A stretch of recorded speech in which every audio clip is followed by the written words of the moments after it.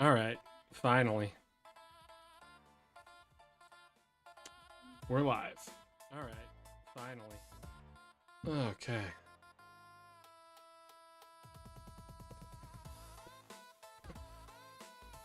I'm No Nothing Attorney. I know nothing, so you can too. It's only in embracing that we know nothing that we can actually learn anything. That's why we're here.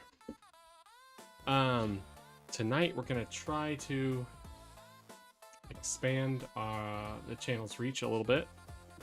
Try to do some social media growth. I don't even know what that looks like because I have always hated social media.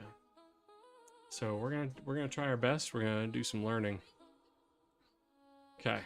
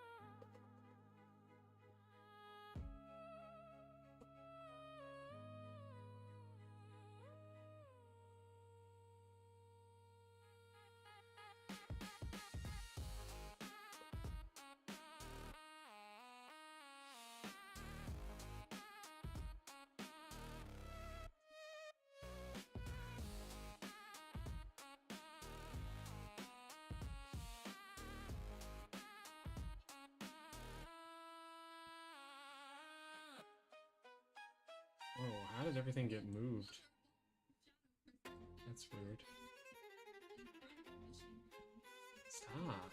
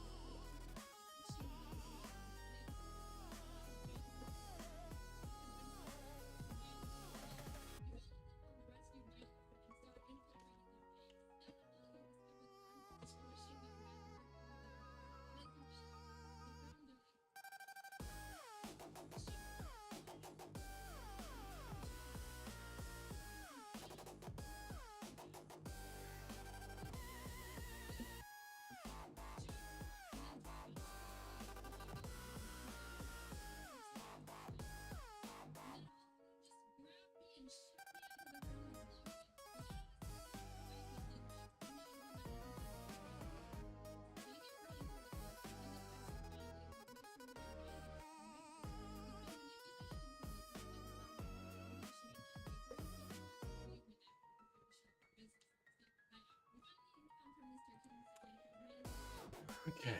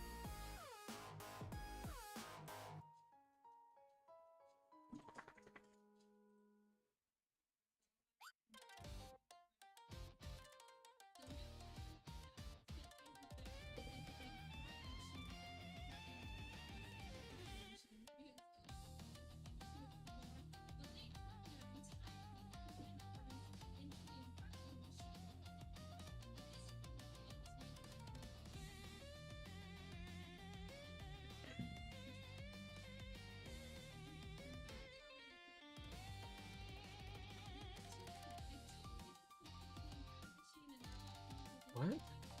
Huh? What's going on, man?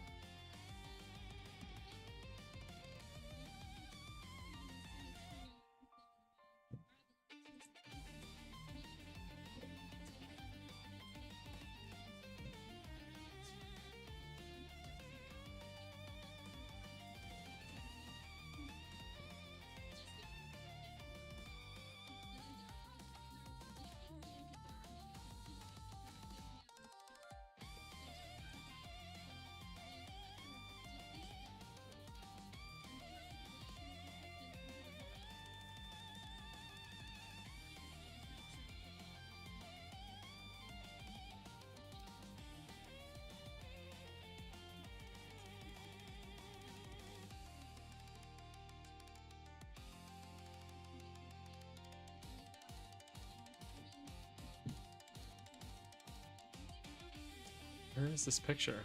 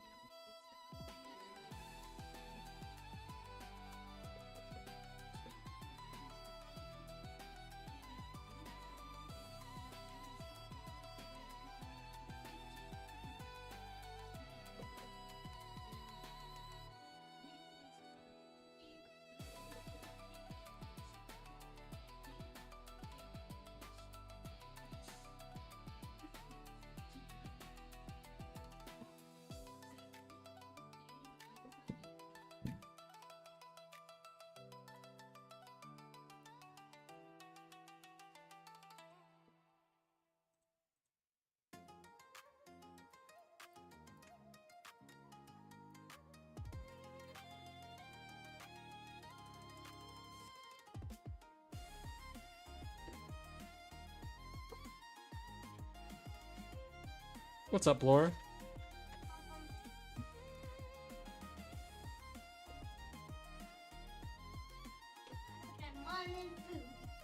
You have been wanting food?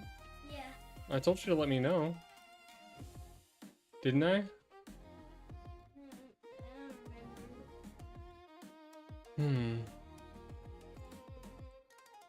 Okay, how about some pizza rolls? Or some Pop-Tarts?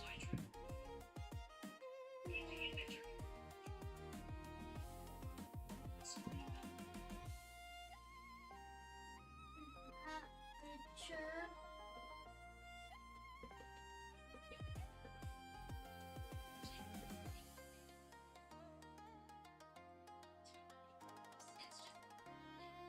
Oh no, not Pokemon Too Many Types.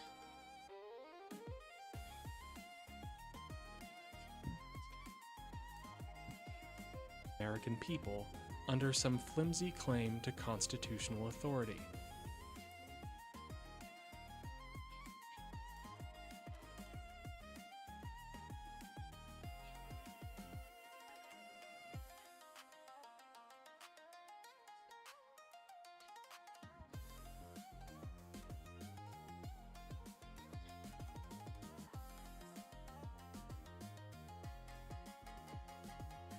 What?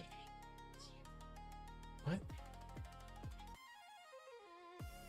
American people under some flimsy claim to constitutional authority. Oh god. The Supreme Court.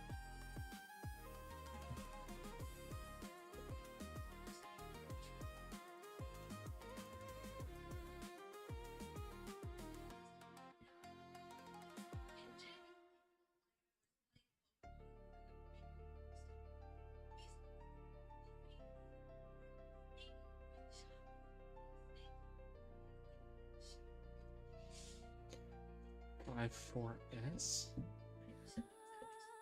Isn't that...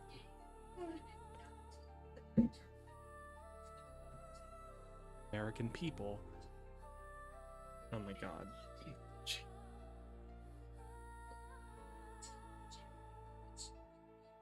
American people... No, under... January 6th, 2021.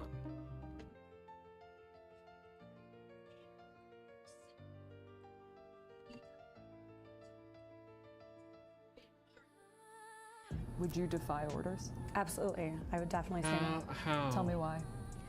I mean, What?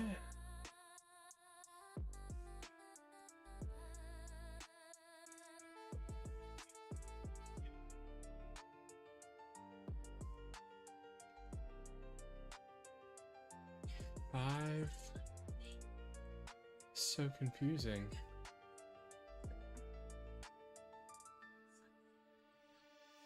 You?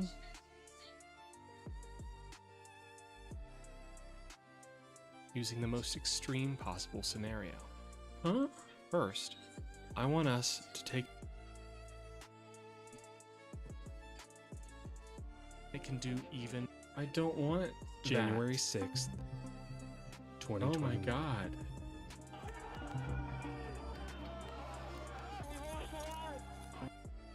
Okay.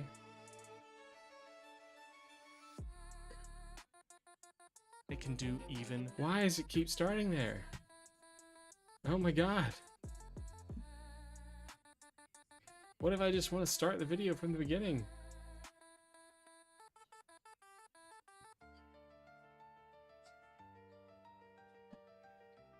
You play from the beginning?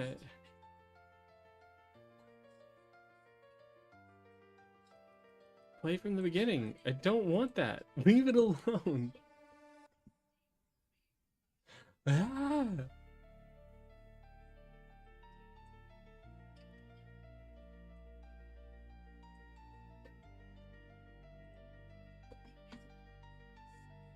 And I'm here because we needed to stop.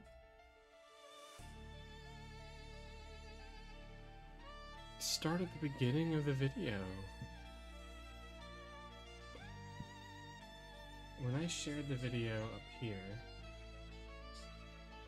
January 6th, okay, 2021. Can I share that? What the hell, dude?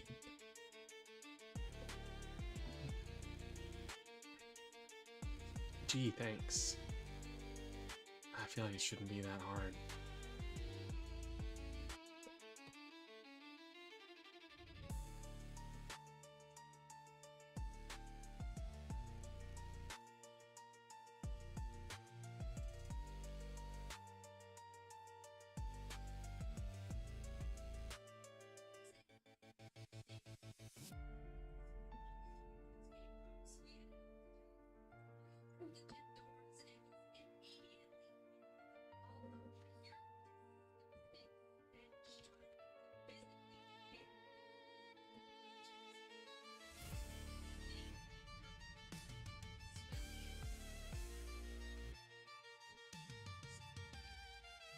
Stop.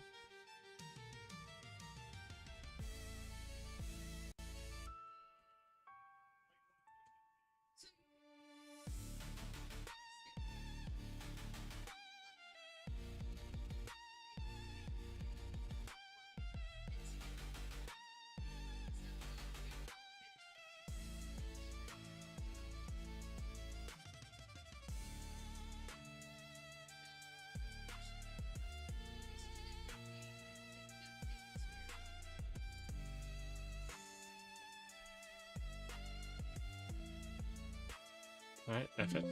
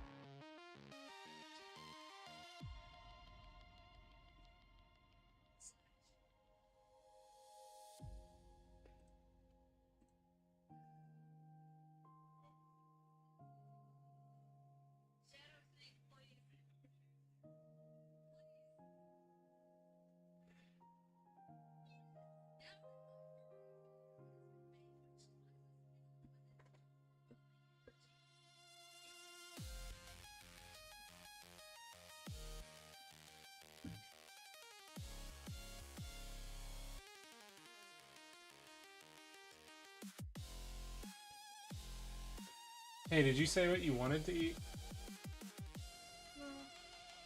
Huh? What? Okay, what do you want to eat? Yeah. Chips, pizza rolls, Pop-Tarts. Have you had ice cream today? Do you want ice cream? Okay.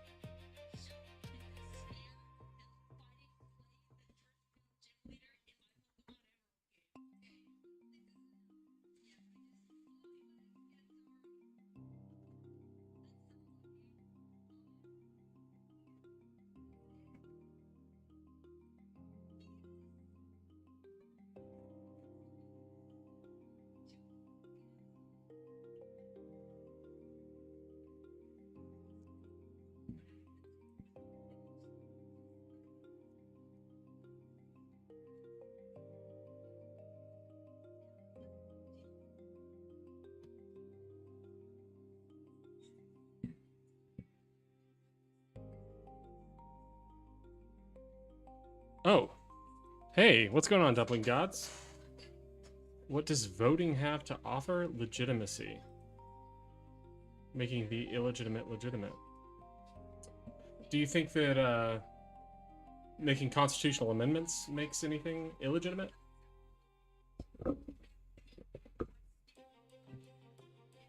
I want to make sure that I understand what your argument here is.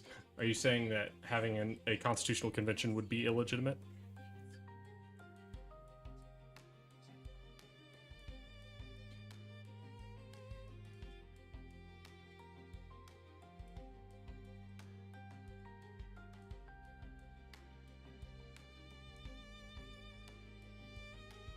Or is that a response to the prompt of what the right has to offer? Because I don't see how the right offers more voting than the left. Kind of the opposite, actually.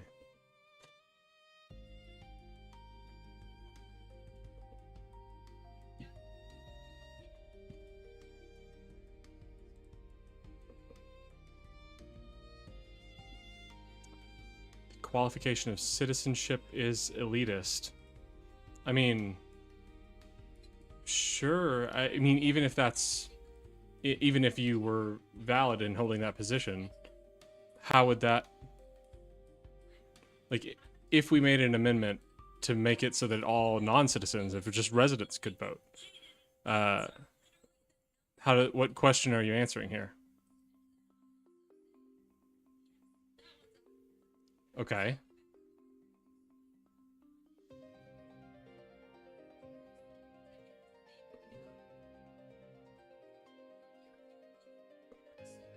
Okay. I'm not arguing against you here. I'm not arguing against voting.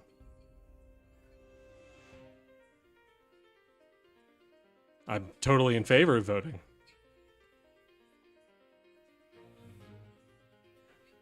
Who are you arguing against here? I do appreciate you calling me kid, though. It makes me feel a lot younger than I am.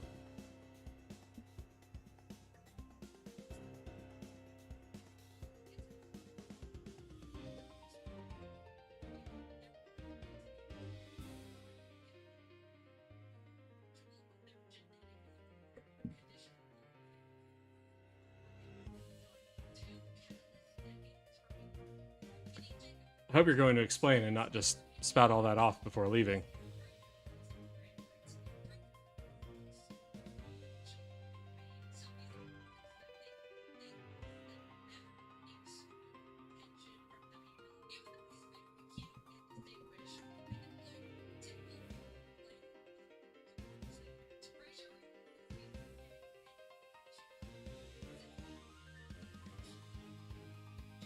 Seems like that's what's happening. Okay, well, in the hopes that you're just typing out a response, I'm gonna go get my kids some ice cream real quick, and I'll be right back.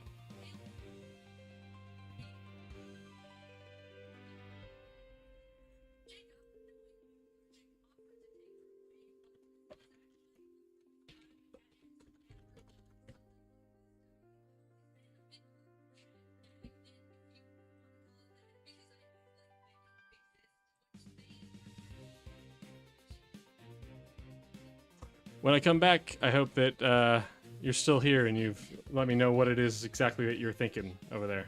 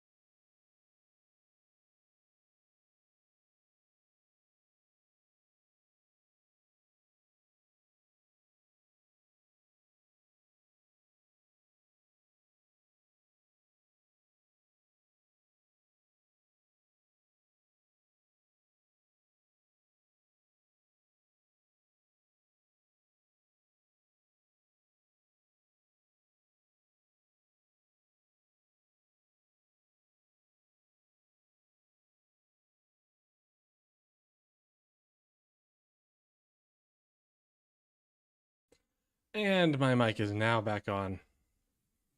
Wow. Anyway.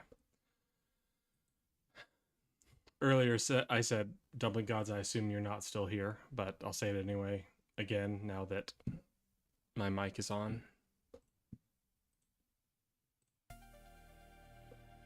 Alright, got the music back on.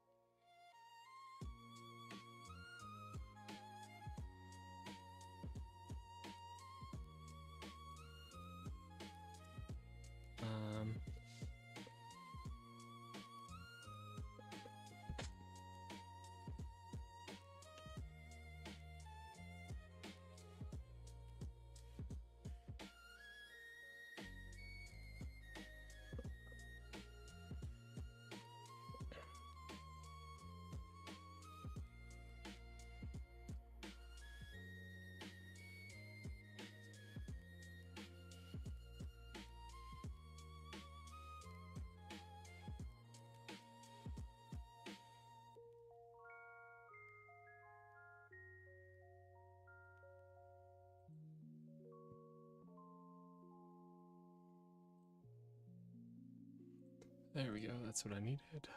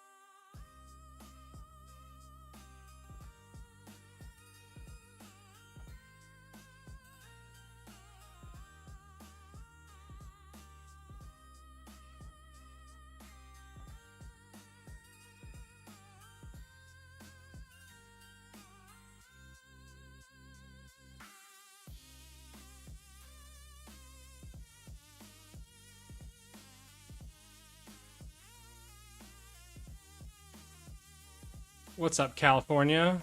How you doing, Edgar? We're working on social media posts right now because we are a baby channel and we're trying to make some connections and spread the video we just finished. How you doing this evening?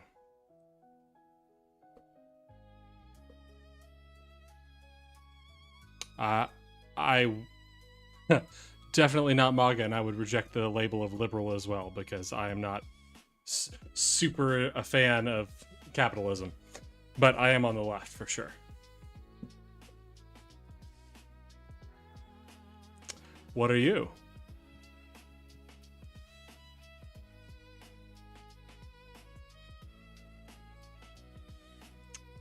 I don't know how I feel about references to gangs in the chat.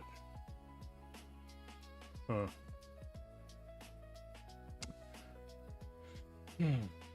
Where were we posting to?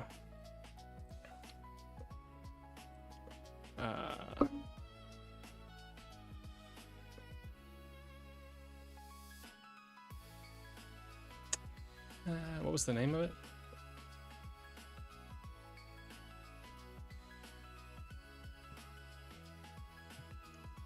Nice try. You want to back that up with some evidence-backed claims? Are you smart enough to get up here and defend your position? Or is that not the kind of tough guy act that you like to put on?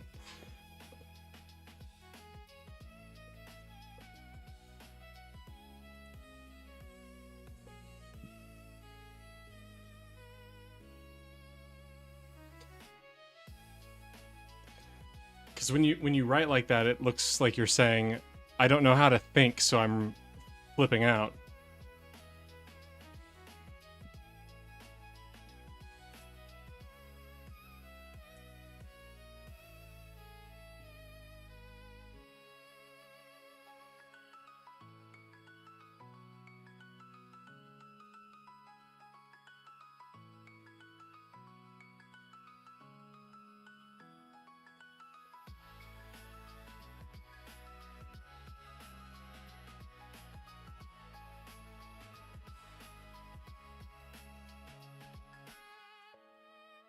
What was it? Political revolution with an underscore.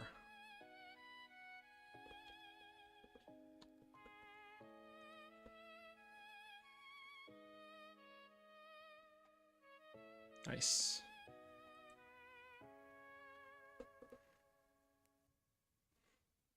If you haven't run away yet, I would actually argue that we can find some solid ground to base a constitutional convention on, where you and I would agree on stuff.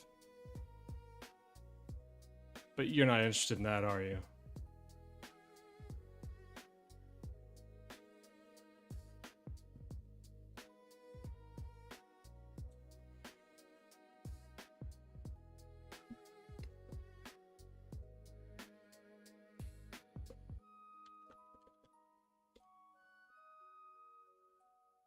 Did the wee baby run away?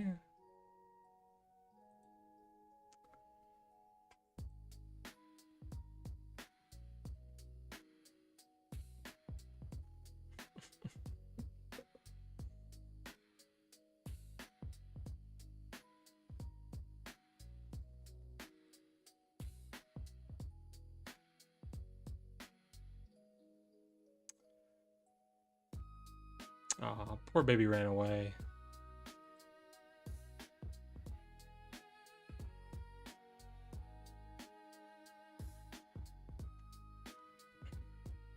I mean, I was right. I think Twitch is where you get more engagement. Yeah, I got both extremes tonight.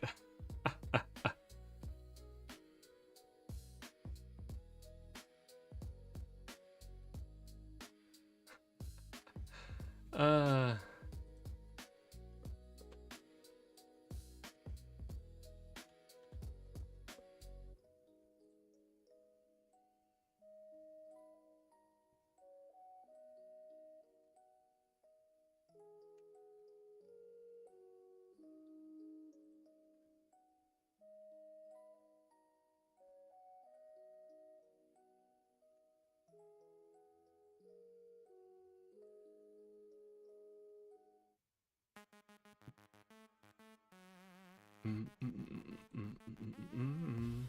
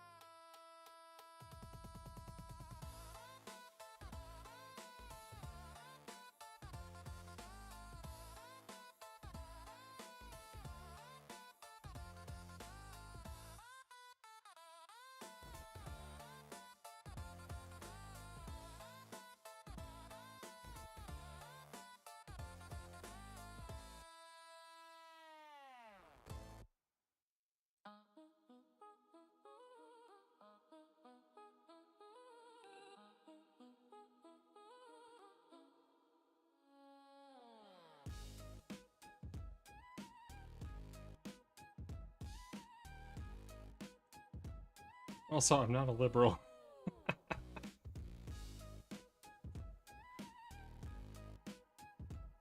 Are you a liberal, Armaga?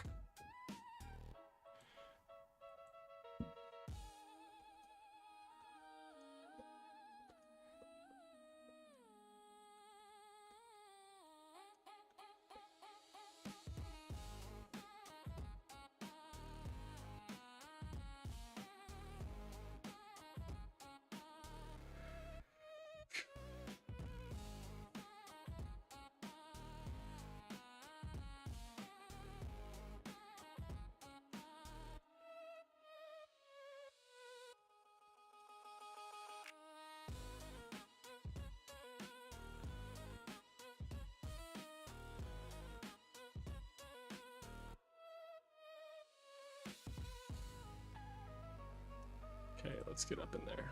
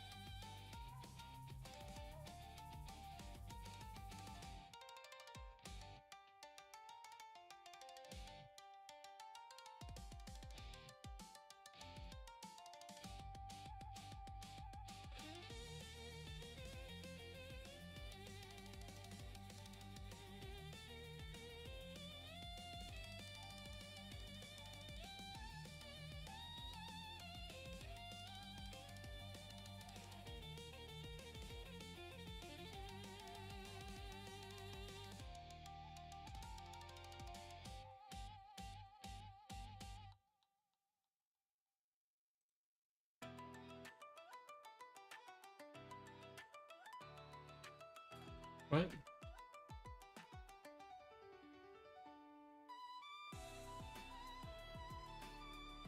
Why do you keep putting it back in there?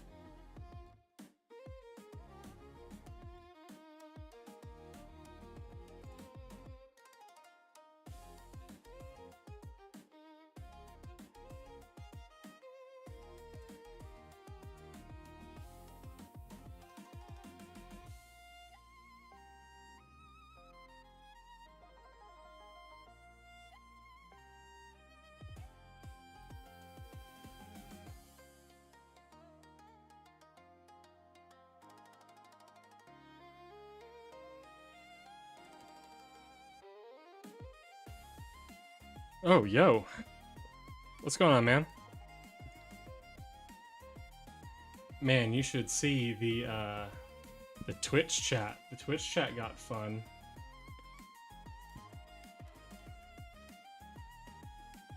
Let me throw that up on screen here. Yeah, I can just share that. That's fine.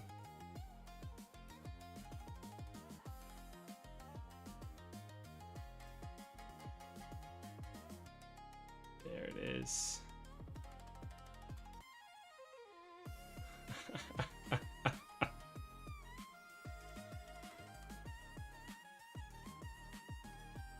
I got both extremes. Came in Twitch chat earlier.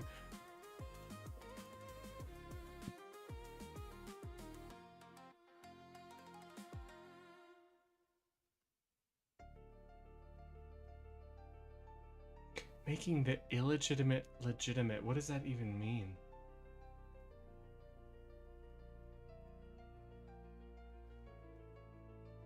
Cool, cool, cool. I'm probably gonna be heading off soon.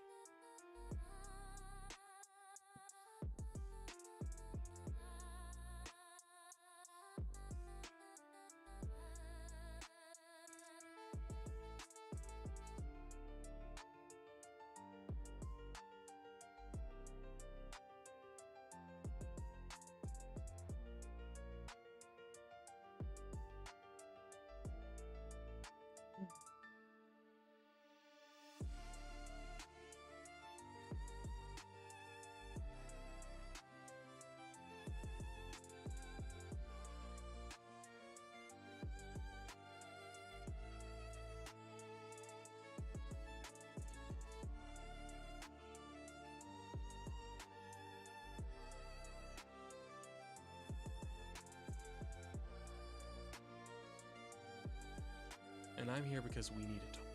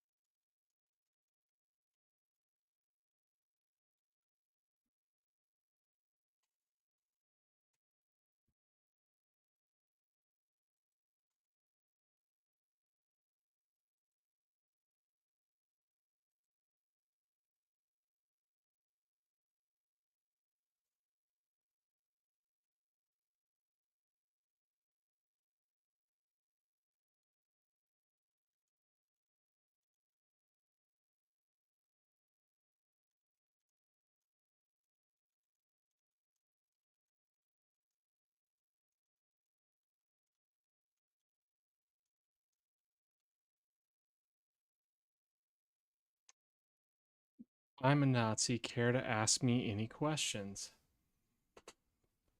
That's interesting. I think the answer is no. Because there's not much that a fascist can have to say when it comes to forming a pluralist form of government.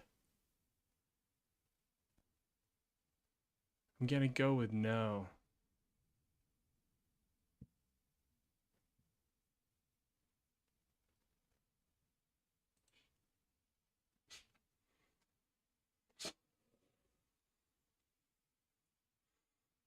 Anybody who wants to instill policy by force without the political participation of the groups who don't end up having a say. Yeah, I can't see where that would be helpful in any way.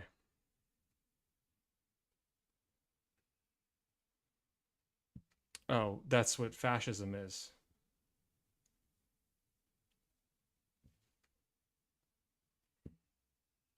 It's part of fascism. Oh, that's the fun thing about a pluralist form of government. If you're actually pluralist, then you have things called rights, and policy can't come into play to negate polity. Rights can't be erased by voters. At least if the people they voted have any respect for polity.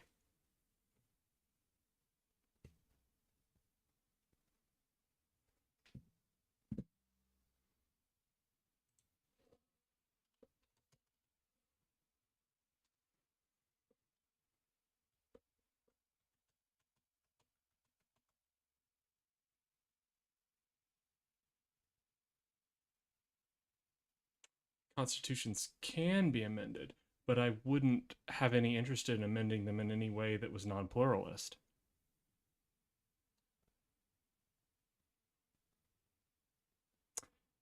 That would have such an effect as to disregard the suffering and rights of other people, and I don't. Sorry, just not interested. And I don't believe that people that feel like that's valid should have their voices heard, or people shouldn't give them opportunities to have their voices heard as frequently as possible.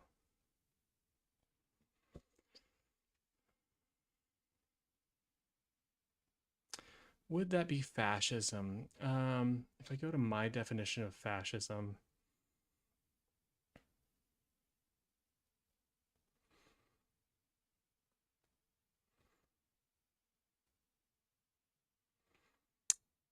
that would still be by force.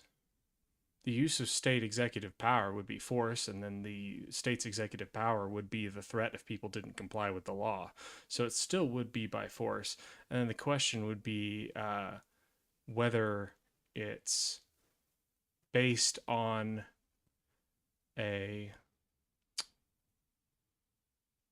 what's the word I'm looking for? Has to be premised on a populist movement. Well, and for one, I just don't think that the interest is there for a populist movement for actual fascism. You know, the MAGA people don't actually support you in general, right? The majority of MAGA just don't understand what's happening.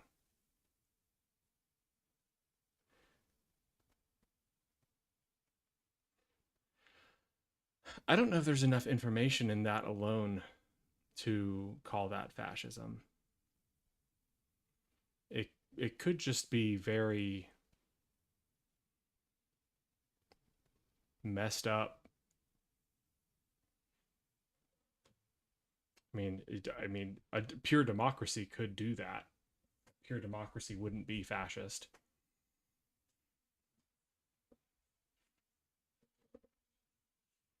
You're a Nazi who hates MAGA.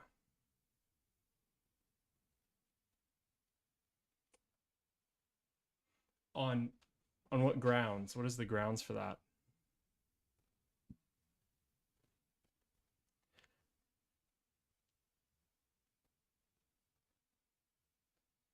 Yeah.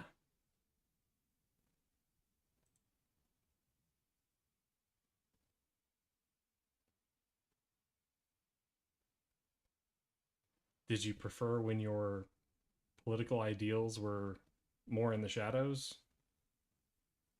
Because MAGA has given it more of a stage than it's had since the mid 20th century.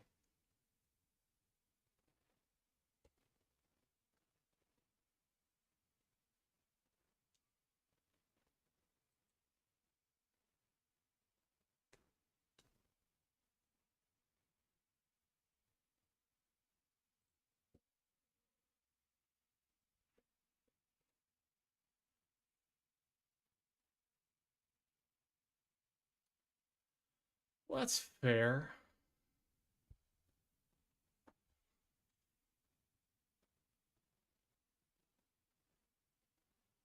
You know, why don't you hop up in the Discord chat? I'd be fine with that.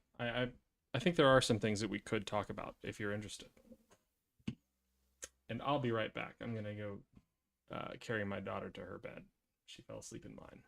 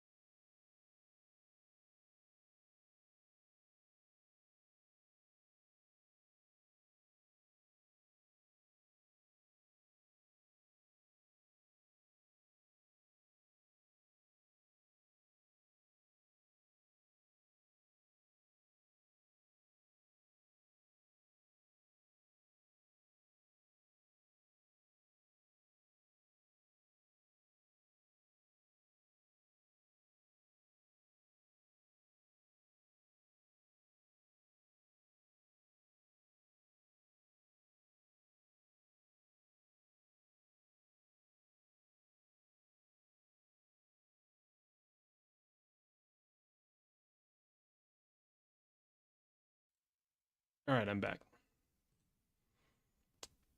Still with me, bad goy?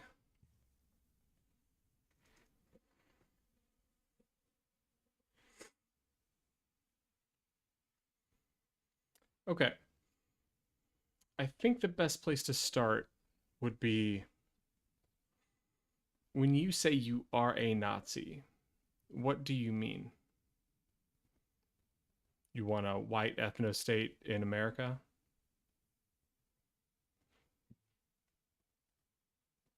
Or in whatever country you're from? 2 a.m.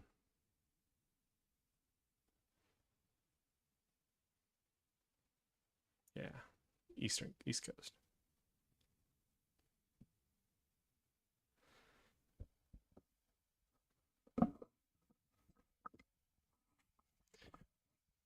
That doesn't really answer my question.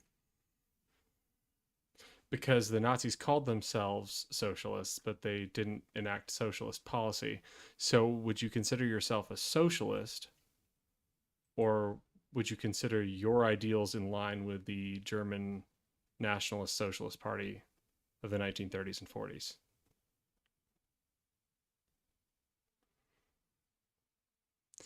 And hey, Light Spectre in YouTube chat, if you are listening in, we're talking to a self-proclaimed Nazi.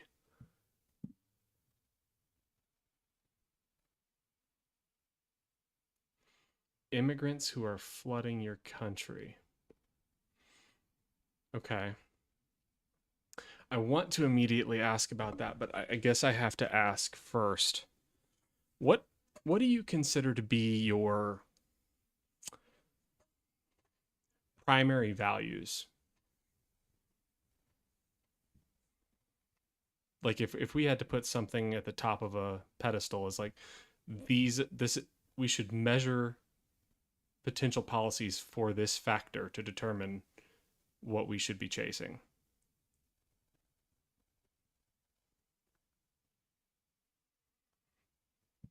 And if you're a socialist, I don't know why you call yourself a Nazi. Because Nazi refers to a specific party from history, and they weren't socialist.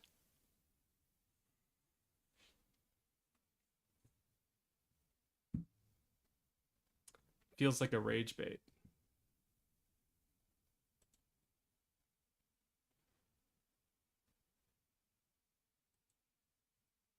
No, that's just retconning history.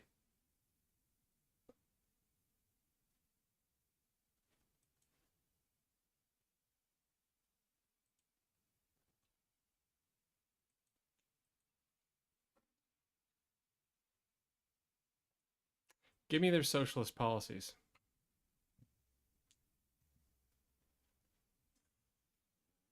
Then I guess we're going to go into live research mode. Yay for modeling research.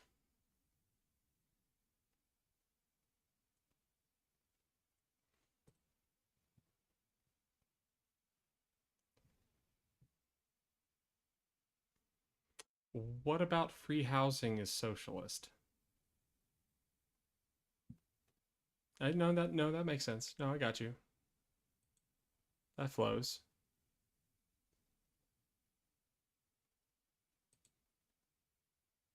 Free housing for whom?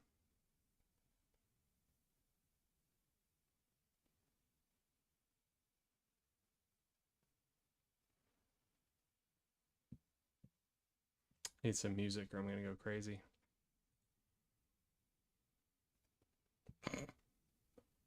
Okay.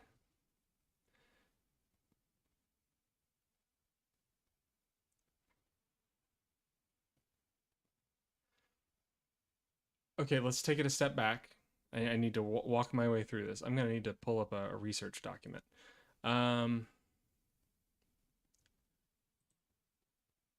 Let's do Google Drive. F it, I don't have time to do that right now. I'm just gonna do a notes document. Okay, you said you value the distinction to add National Socialism. How long do you have to live in the country to not be an immigrant? I think you're always an immigrant. If you came from somewhere else, you're an immigrant.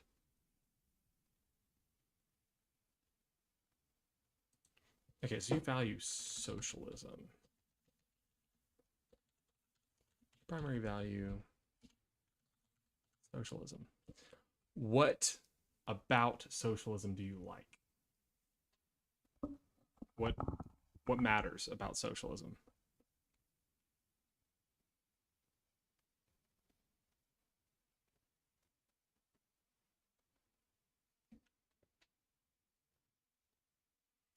Government takes care of its people. So are you using the definition of socialism where it's just where government does stuff? Or are you talking about the definition of socialism that is the workers owning the means of production?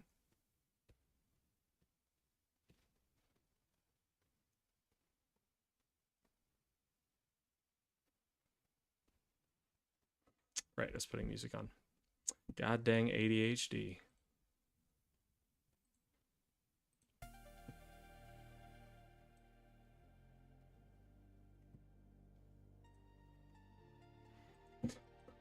But I'm also not really understanding from that what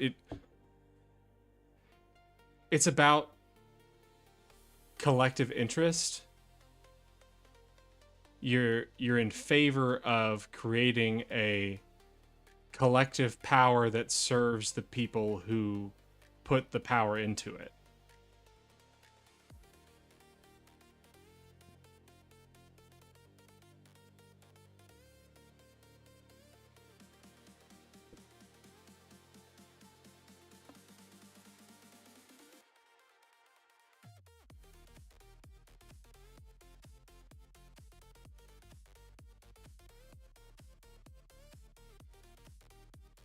Okay.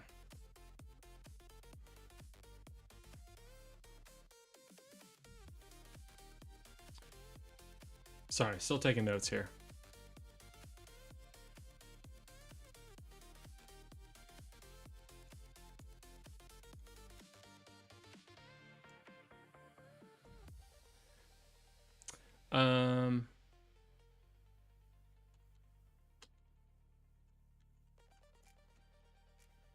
Okay.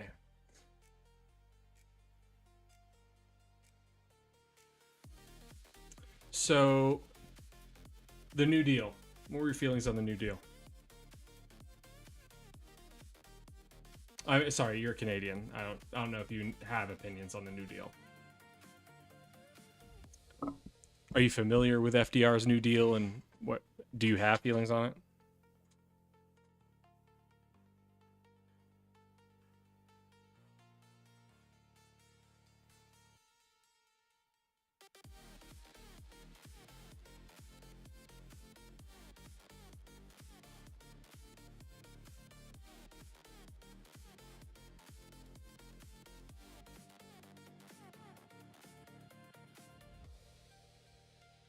I mean, it's not a major point. Don't know if it's worth your time on that.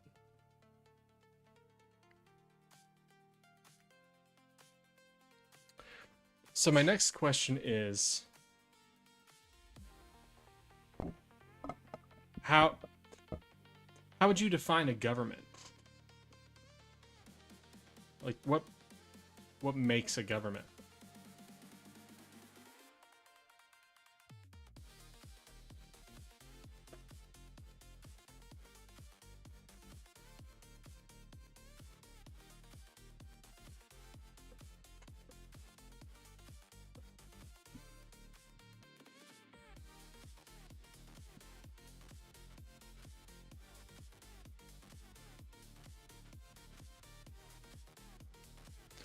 Because it sounds like you and I would be on the same page when it comes to socialism itself. Collective power, or collective benefit through collective power that couldn't be attained through individual exercise of their own power. Of a nation, state, or community. Okay, so I find your definition there very interesting, because you go to community, which could be defined by any grouping of people. And technically a government could go beyond a nation, right? If two nations came together to make a body politic that governed both of them, that itself would also be a government, right?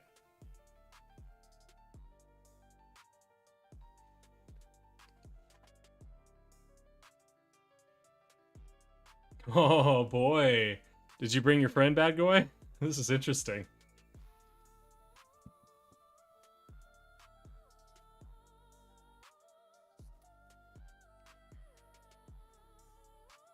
Fascinating. I just happened to attract two, I assume, anti-immigrant people. Is that right? Bronze Age Chad?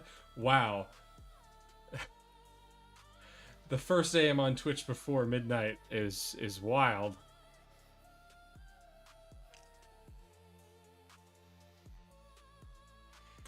So you don't agree with the definition you gave. You think a government is only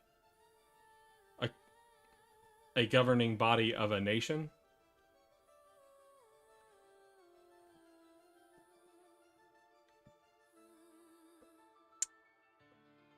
That seems incredibly arbitrary. Yeah, you can. It's any collective organization of accumulating group power.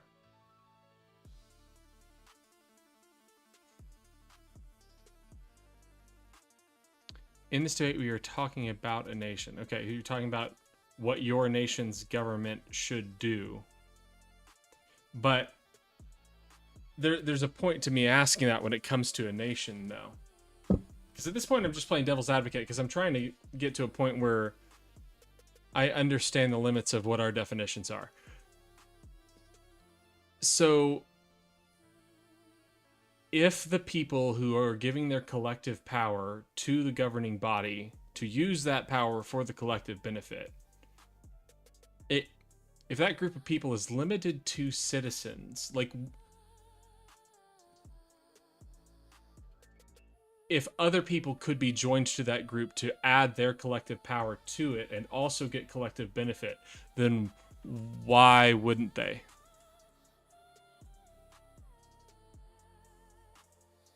I asked, Bronze Age. I don't assume you do.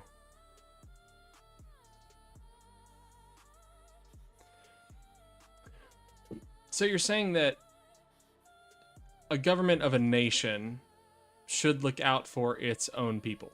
Sure. But where are we drawing the boundaries of its own people? Because we have agreed that a government is a collective mode of, I believe we've agreed on this, a government is a collective mode of distributing power of the collective. So if the group is putting their power into it and getting that power back to provide benefit to the group,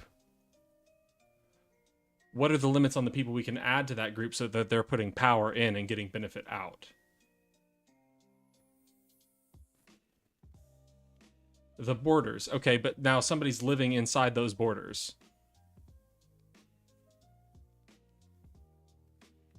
They haven't become a citizen yet. They're living inside the borders. They, as an individual, have power they could add to the collective.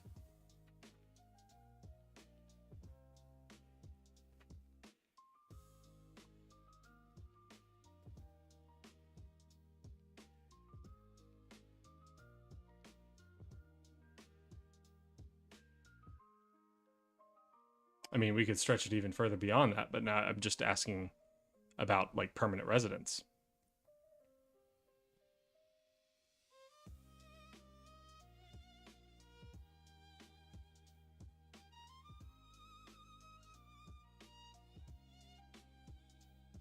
John, Chad, y'all are welcome to contribute.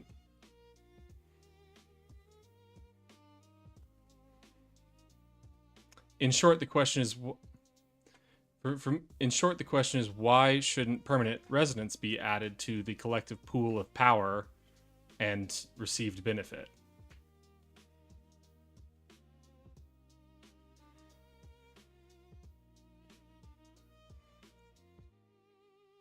To prove their loyalty.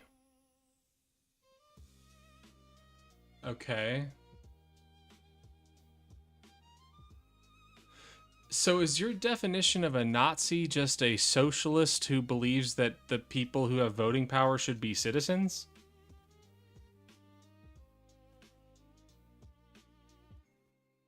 Is that really what your definition of Nazi is?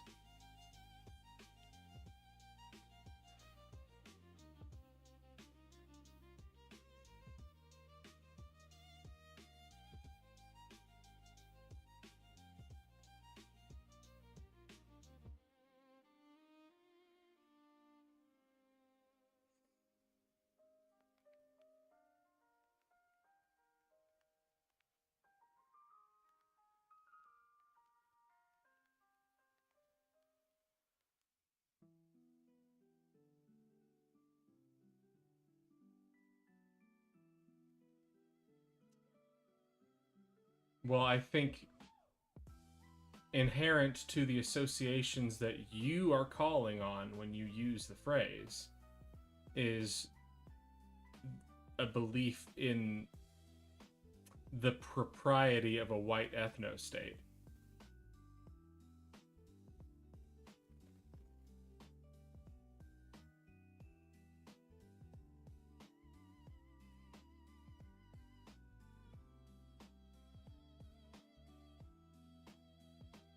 What's weak, Chad?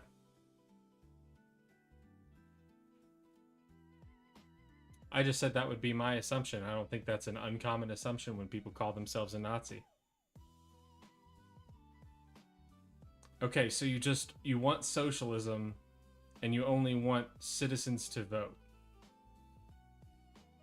Well, yeah, obviously you can see the confusion, and you know you're bringing the confusion on when you use the term, don't you? I have to assume it's intentional. Wait, Chad, are you saying my interpretation is weak, or are you saying that Bad Goy's definition of a Nazi is weak?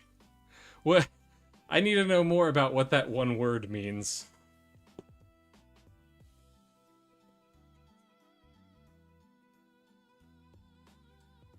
Get out of here. Get out. There we go. I do... Okay, that's a fun phrase.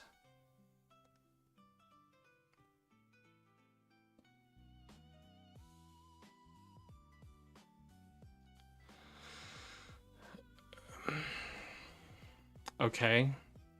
Obviously, you certainly know that anything you could say that you hate about them as a group would not be true of any of them because they belong to the group, right? Don't I hate what's... Yes, but that's about the decisions of a government, not the decisions of an ethnic group of people. That's very confusing. Because you would find people who belong to that ethno group who live in the United States, for instance, who would be very upset about what's happening over there. So it has nothing to do with the ethnic group.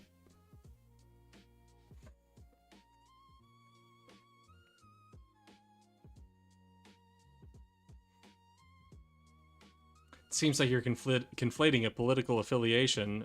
It's not really, I mean, it's just a national affiliation, which I don't know how much freedom people have to choose when they have a national affiliation. You're conflating a national affiliation with an ethnicity.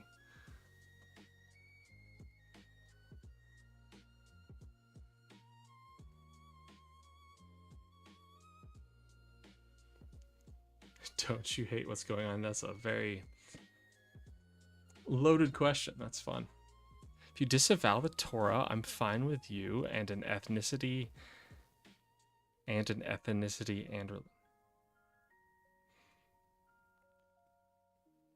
okay, why not Christians?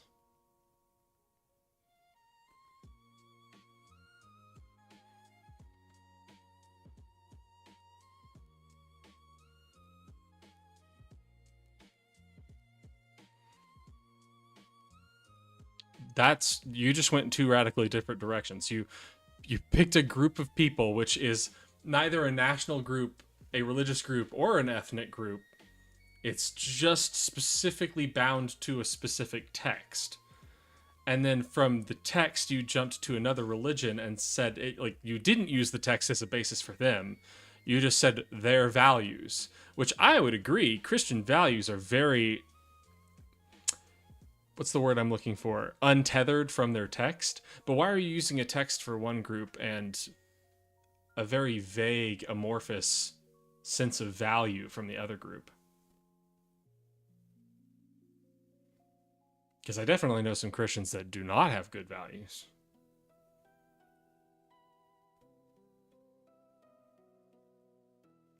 So far, you seem very all or nothing, Bad Goy. Like, groups have something true of all of them as a group.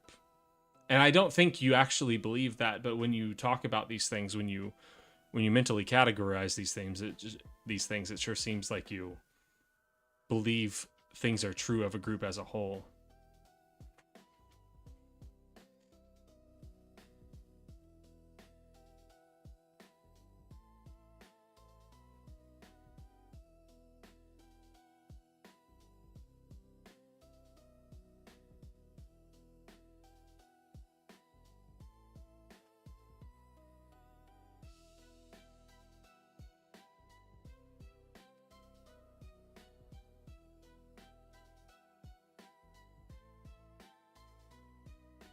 Okay, what if you practice the Bible? If you practice the Bible, are you unethical?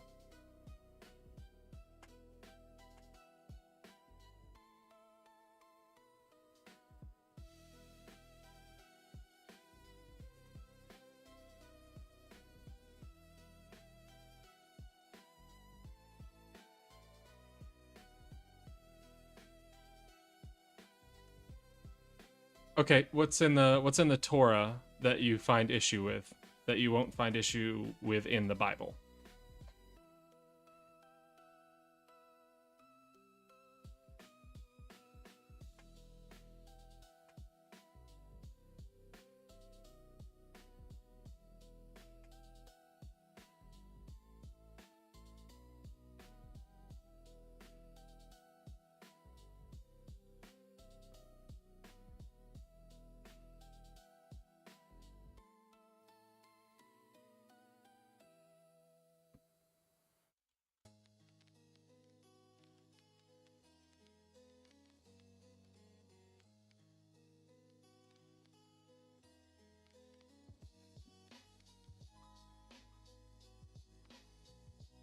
Okay.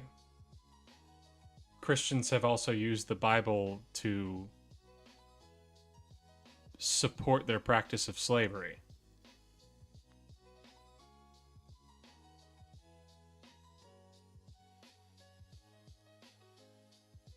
Because God, the Christian God, supports slavery.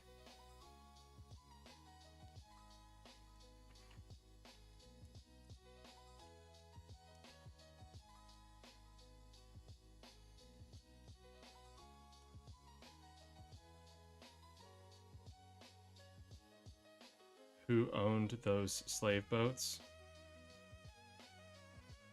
I'll practice what I preach here and say, I don't know. Where could I find a good resource to tell me who owned those slave boats? Where can I find a good resource to tell me who owned those slave boats?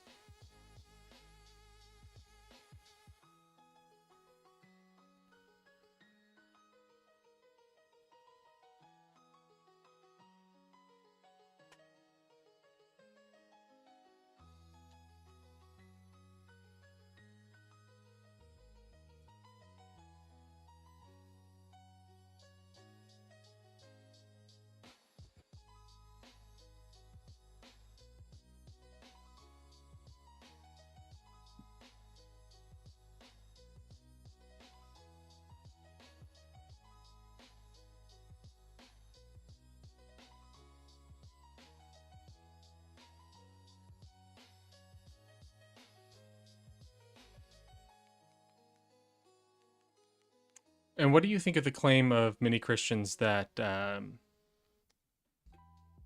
Sure. What do you think of the claim of many Christians that the followers of Christ are God's people? They are the inheritors of uh, what's the phrase? How would they put it? The legacy of Israel.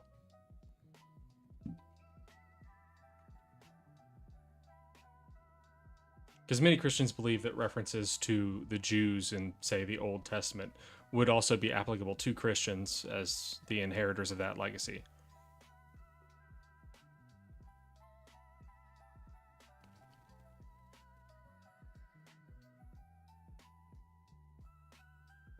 I mean, that's kind of the whole point of the inclusion of the Old Testament in the Bible.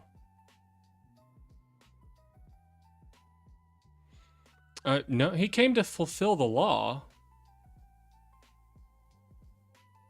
He may have had issues with the way people were practicing the law, but he had no issues with the law.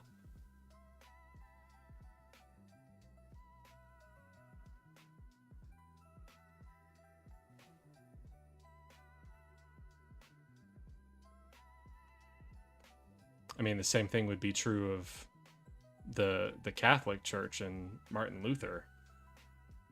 There was nothing that he was taking it at issue with when it came to the text of the Bible. He was taking issue with the practice of the religion through those people who ran the religion.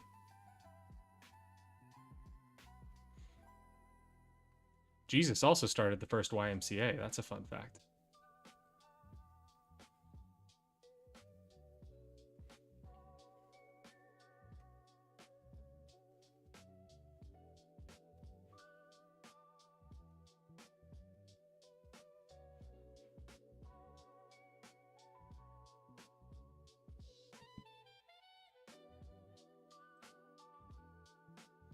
Oh, are you sending me a resource?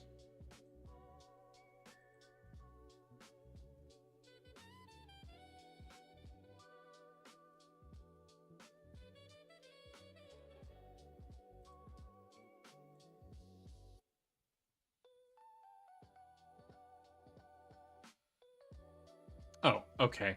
Well, I mean, a fun follow-on question from that is, okay, who owned the slave boats? Great. Who owned the slaves?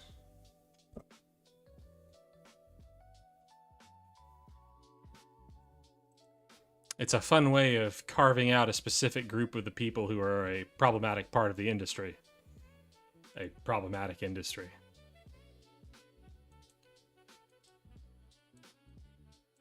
Oh, here's a fun one. Let me give this one to you, bad boy. Uh, who wrote the part of the Constitution that allowed for slavery in the States? Was that one the Jews?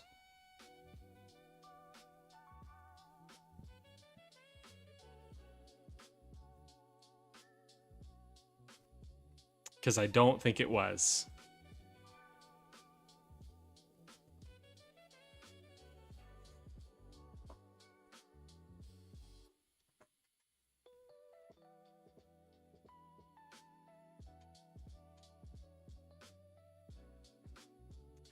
I think I see where your two philosophies collide.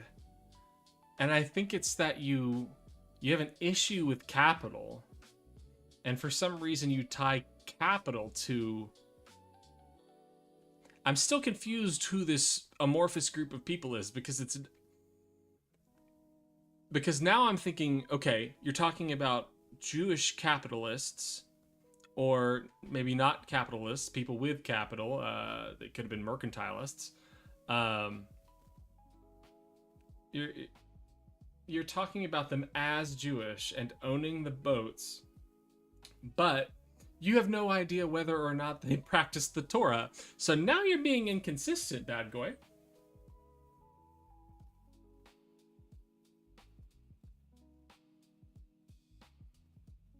Or do you have personal writings of these people so that you know what they felt about the Torah?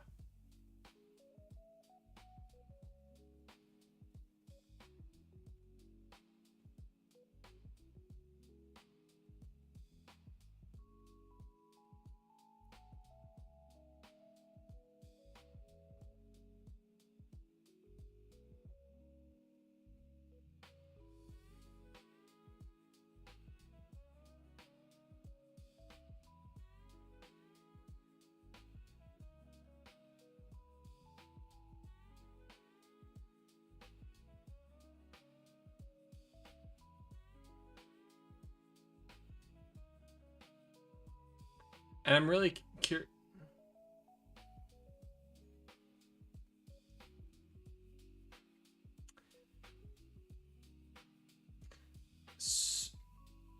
Okay, so now do we think that the slave boat thing is a good argument, or no? I'm not following on that one.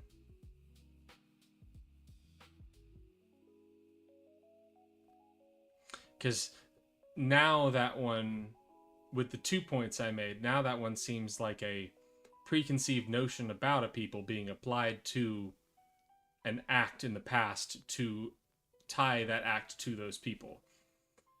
Because it was Americans who included the text in the Constitution. It was Americans who bought the slaves, but we're not including them in this group at all.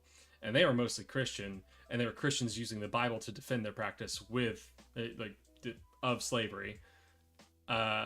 And then we have no idea whether these were ethnic Jews, religious Jews, definitely weren't national Jews. Not that national Jews are a thing. They weren't Israelites. Slaves and slave wages.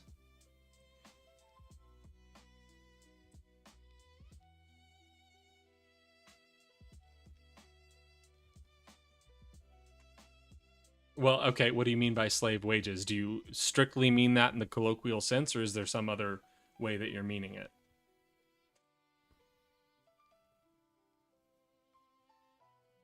And I don't know how this responds to my question.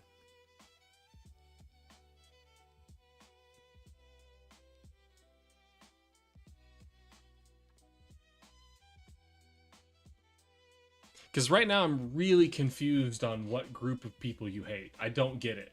I'm going to be honest. I have no idea who it is that you don't like right now.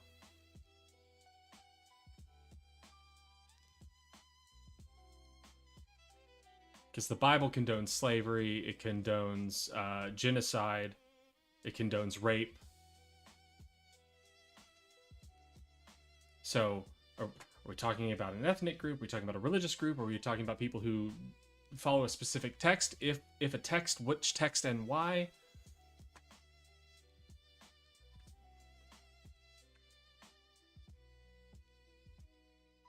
What is it? Protect your land from what? Dang, dude. Okay, so this is the type of opinion that I don't think should be platformed. I don't understand your basis for that.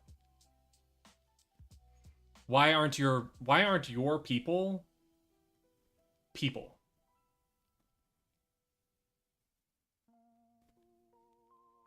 Probably Target like 3 years ago. I don't know.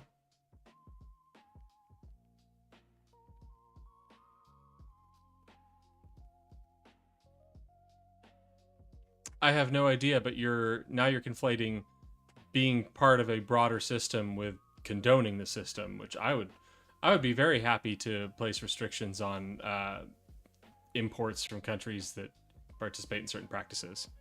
I'm not interested in checking the tag. You can make your point without me checking where my specific shirt comes from. No, I don't think that's true.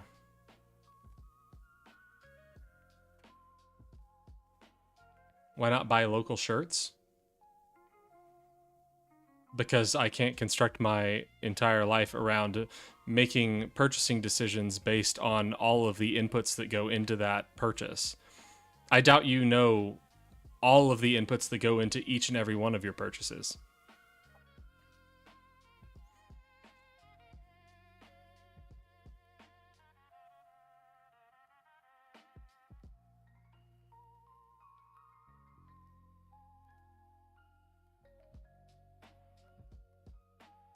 I mean, part of the problem is that if I want to follow the supply chain to understand each of the inputs that go into each and every single one of my purchases, I then have to source my purchases, so that I have to go out of my way from doing work in childcare, et cetera, et cetera, et cetera, to then find those specific purchases to make them. And I think at that point you're asking too much of a consumer when the strain should be placed on the importers, not on the consumers, because consumers can't be relied upon to make those decisions. I agree with that. I'm part of it. I don't condone it. Sure. And I would be happy to work to end that. I'm trying to develop a broader scale of influence so that I can make some kind of change.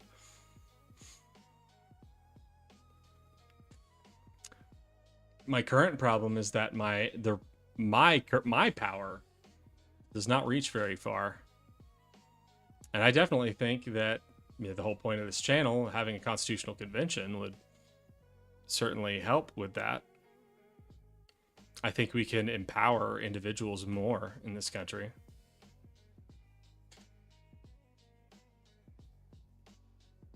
But also, I don't understand why. Wait, so, whoa, are you saying you don't care? Yet you're saying it's fine to take advantage of those people.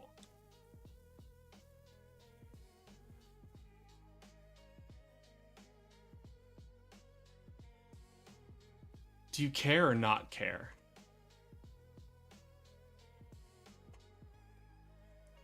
Of course.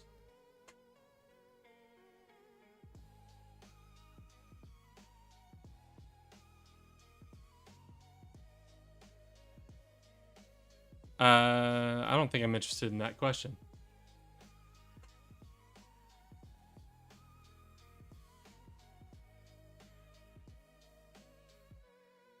So why aren't those people your people?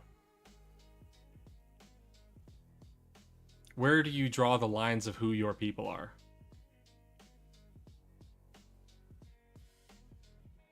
Oh, not your child, but thanks.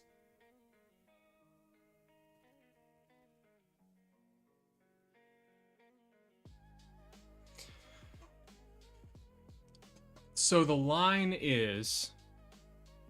Wait. But why? That's the question. Why do your people only extend to the border? And they don't, because you've already said they extend to the border if they are paying enough taxes. For instance, in America, undocumented immigrants pay a ton in taxes. They pay more in taxes than they take out of the system. So, who are your people in your borders and pay enough taxes?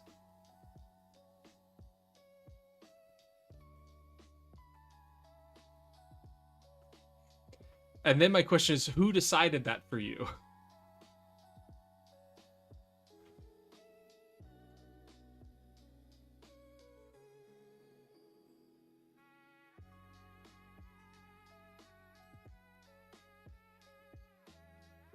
No, you didn't. Somebody else drew those lines.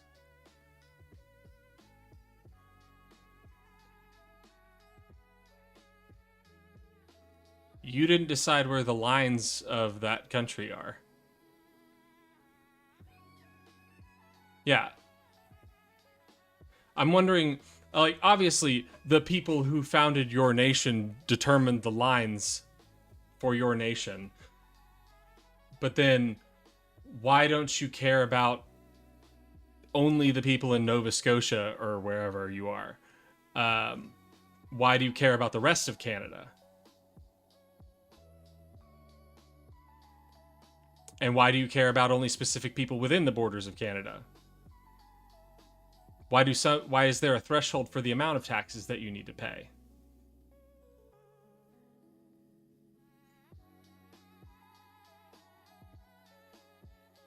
These all seem like really arbitrary lines. I mean, to be honest, it sounds like you went in with a predefined notion and then drew lines around that notion, because otherwise the lines you're drawing aren't really coherent.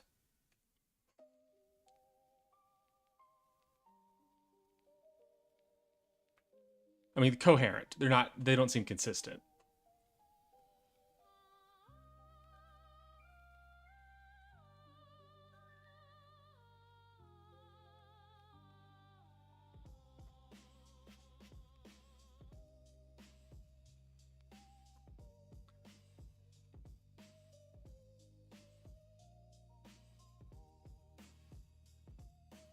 Okay, so it is just simply arbitrary. So what if people that you describe as your tribe don't include you in theirs?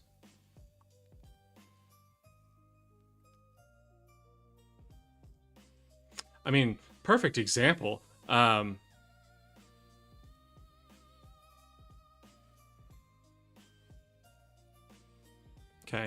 I mean, perfect example is that the U.S. has had presidents across history where if you proclaimed yourself to be president of half of the country, then you would not have a political career.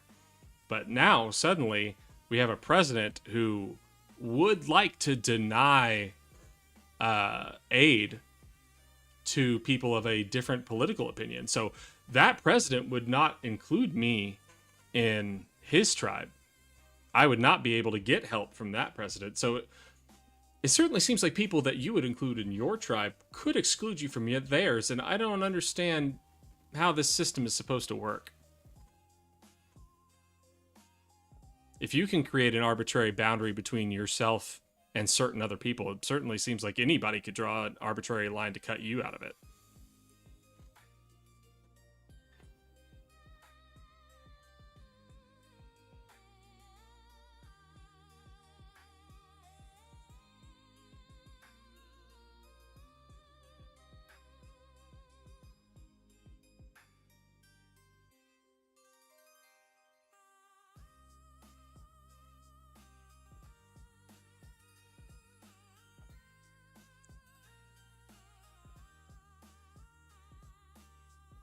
So what is it you like about democracy then?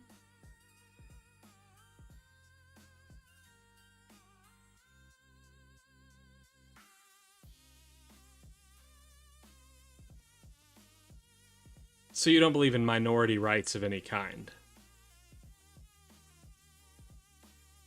Like inherent minority rights, that minority rights should always be protected.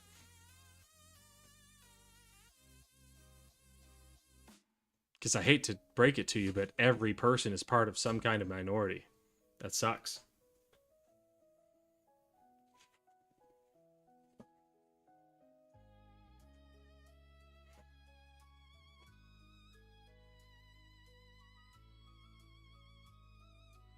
The hosting country? Dude, you're a minority in your own country. I don't know what you mean.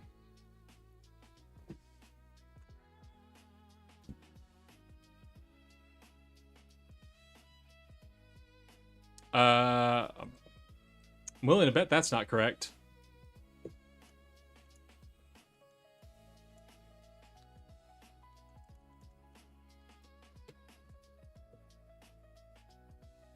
Yeah, here you go. Hate to break it to you. Let me find an actual.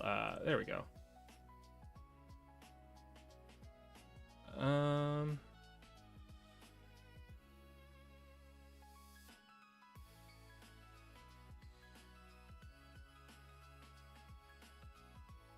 What? Man, I don't know if I can read this, Canada. This is a weird way to present data. What does this mean?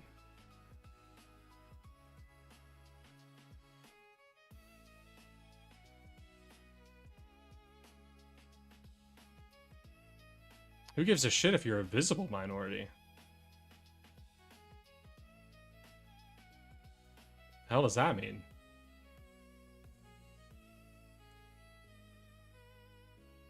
Do you care about the rights of trans people? Because technically trans people could pass as cis people if they weren't changing their presentation. So they could be a non-visible minority. Okay, cool. Well, your brother's part of a minority group that people could certainly cut out. I don't know why you're cool with just... I'm good with a system that if people don't want my brother here anymore, I can just get rid of him. You don't have to be for that. What's the benefit of being for that?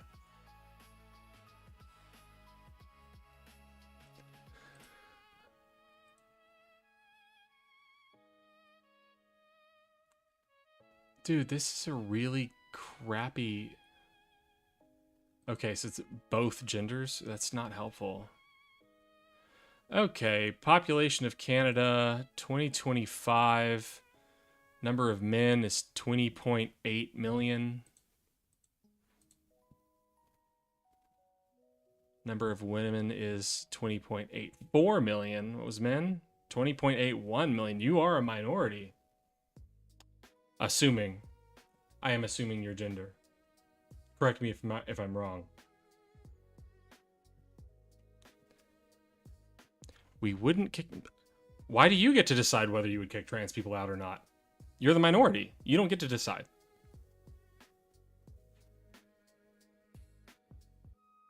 You are not in the tribe. The tribe gets to kick you out. They get to kick your brother out.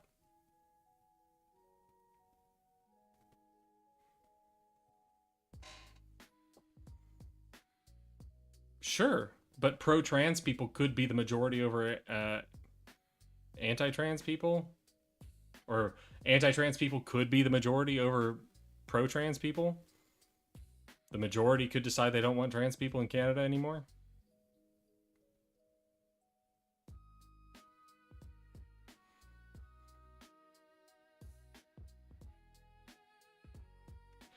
My point is just that not only is your definition of who your people are incredibly arbitrary, but I don't think it recognizes that everyone else's is arbitrary and you have no sense of permanence within the group.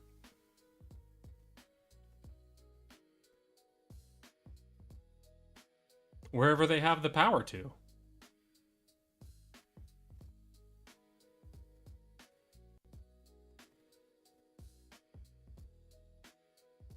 The ones born and raised Canadian?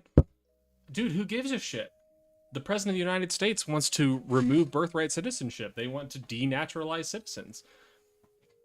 Someone I know was a dreamer. They got their citizenship through being here for as long as they can remember. So America is their home. They became a citizen. And Trump wants to get rid of that citizenship. The majority can just decide to do whatever the fuck they want to do, dude.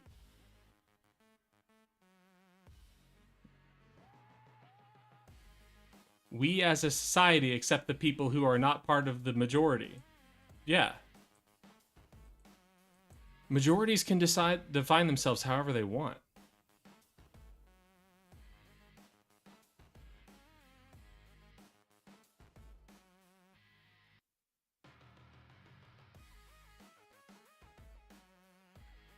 The Quebecois could campaign to get enough people on their side to make French be the official language of Canada.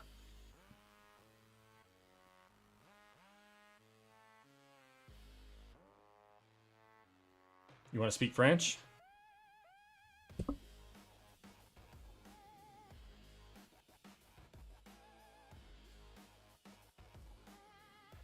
Technically, the majority could put people who believe in the Torah at the head of government.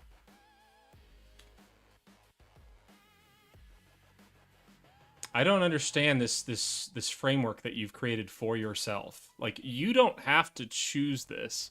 So I don't know why you do, because it's completely inconsistent and doesn't do anything to improve your life at all.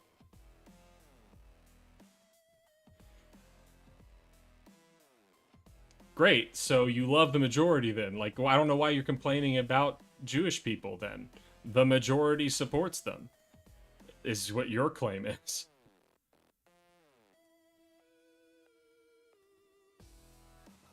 Dude, I do not care. Yeah, according to you, the majority has put Jewish people in power and prefer that they be there. So I don't understand why you're fighting against that.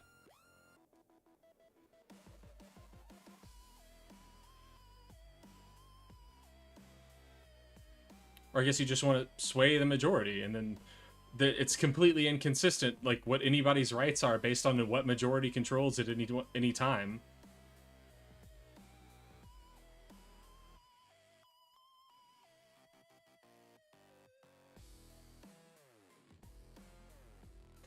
Do you want to try answering that question?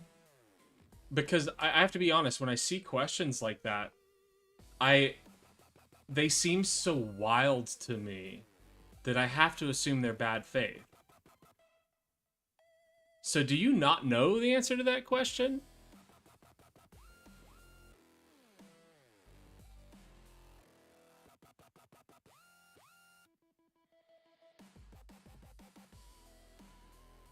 I'll give you a short answer to help you. Your question was based on a false premise.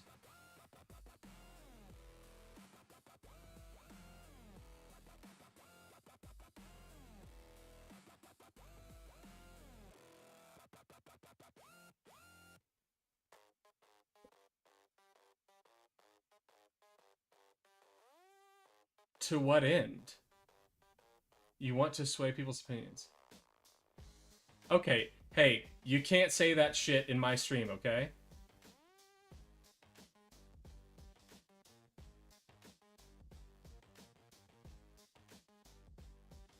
Man, I need to learn how to fucking censor shit.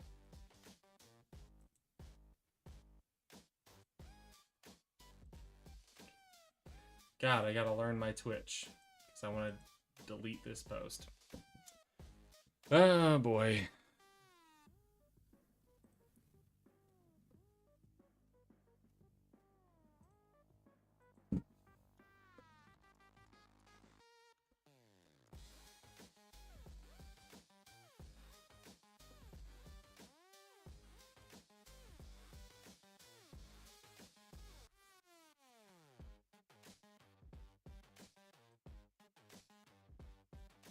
Hover over the message in your chat.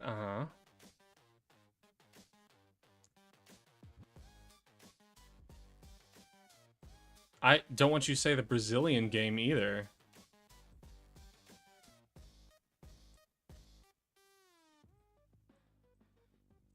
And you already know, like, you've already confessed to me that you don't believe that the whole thing can be assigned to the group.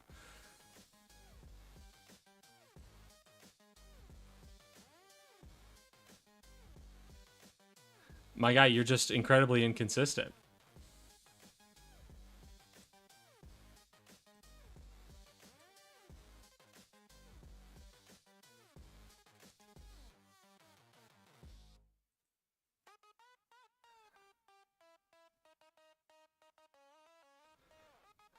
I cannot figure out how to delete the message in my Twitch chat. Is it because I'm in pop-out chat? Is that the problem?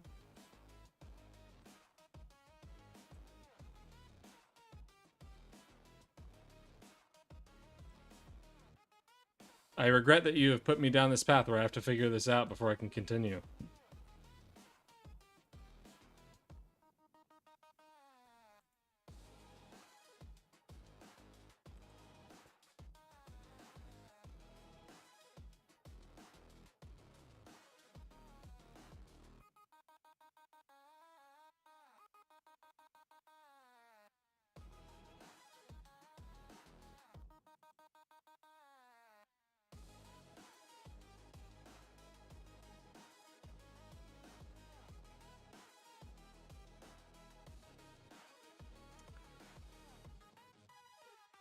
I'm not panicking.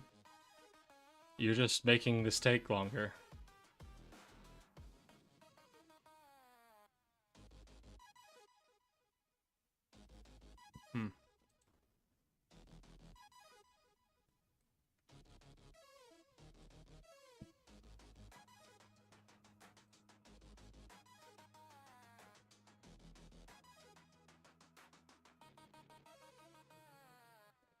My God, dude.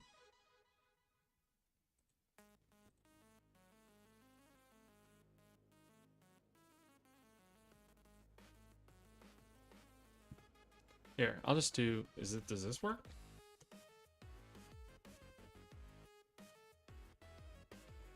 There we go. Ta-da!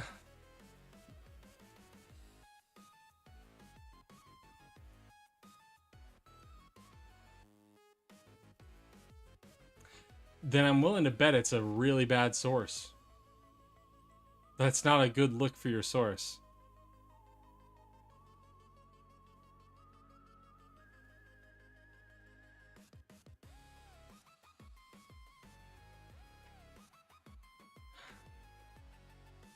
Dude, at this point, it sounds like you have a really incoherent, inconsistent ideology. That's just what I'm getting at this point.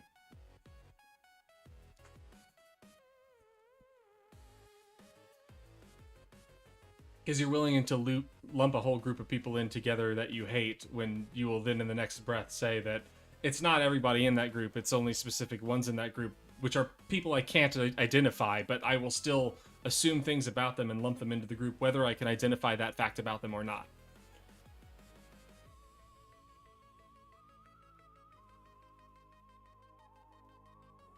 And the point I was making before I got wrapped up in trying to figure out how to delete that comment, is the fact that you are willing to try to change people's minds to create non-permanent change.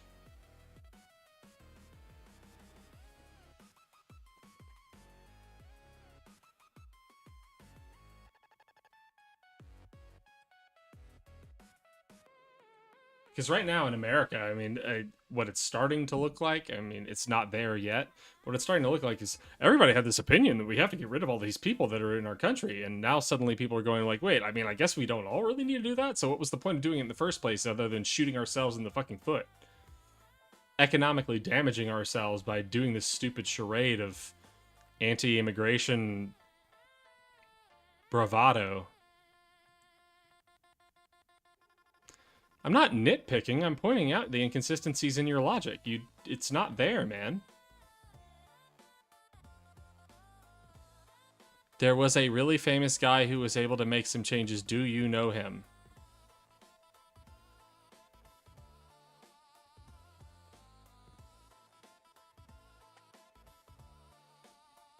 Yeah, did those changes all stick around?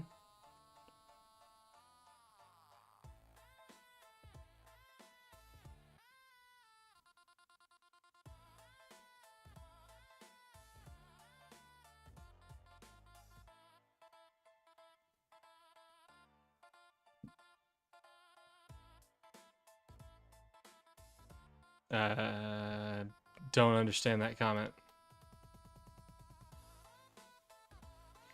I would say that probably the majority of Germany and Europe and the world condemn not only the bad stuff he did, but would rather not give him any credit for like the Autobahn. They would rather they didn't have to do that if they could. But they definitely reject a whole bunch of his shit.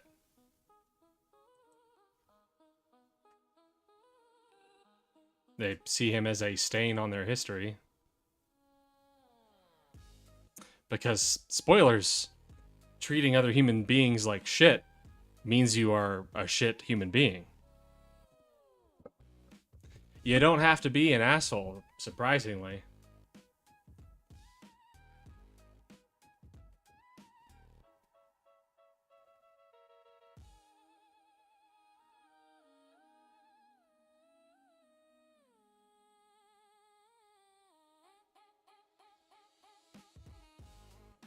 And it's wild to me that in one breath you can be like, I'm a socialist because I believe in collective power and collective benefit out of that power, but also I want other people not included in that so that we can't collect their power and add it to our benefit. That sucks. I don't want that. What the fuck is that?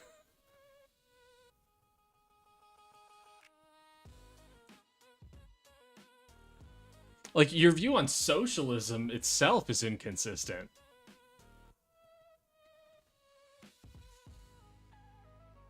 If you believe in collective power, why wouldn't you want more collective power?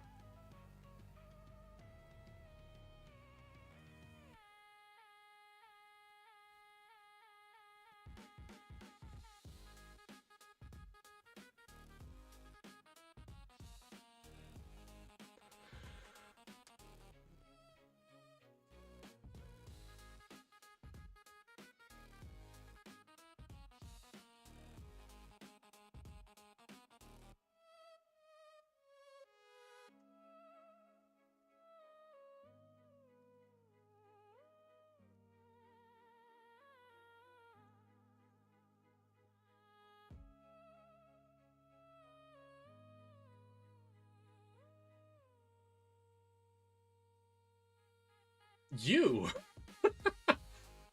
Because you only want your people. That cuts out a lot of collective power. You want it done when it gets to your borders and not enough taxes paid.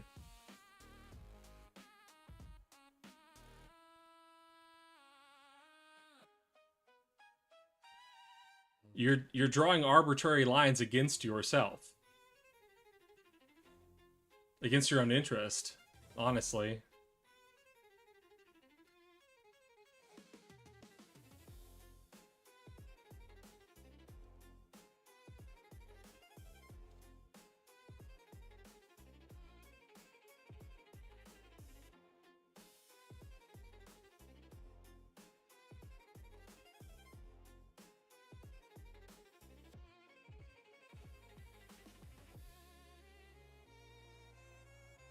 Yes?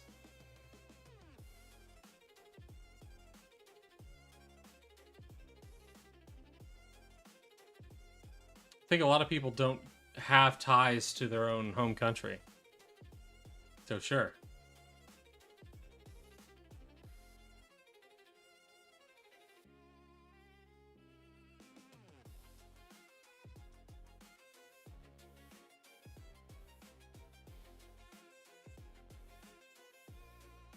No, I'm not saying that you're not collecting more power. You were just arbitrarily cutting out other power you could be collectivizing.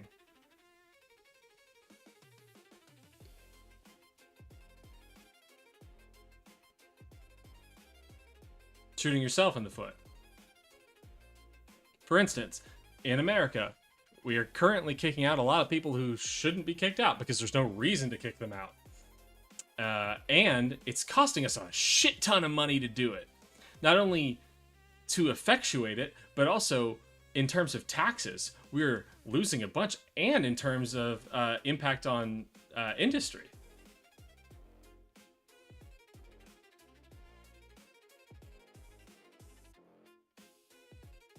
The very point I'm making right now is that there are a lot of people who are being kicked out right now who are loyal to this country. They just aren't citizens and didn't come in legally. They would still be loyal to this country. They consider it home.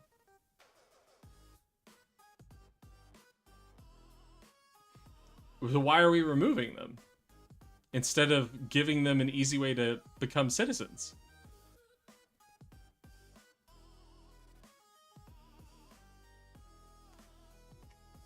I'd argue I'm collective more power when that power has loyalty to my country. I'm collective. I think you're gonna have to retype it because that didn't make sense to me.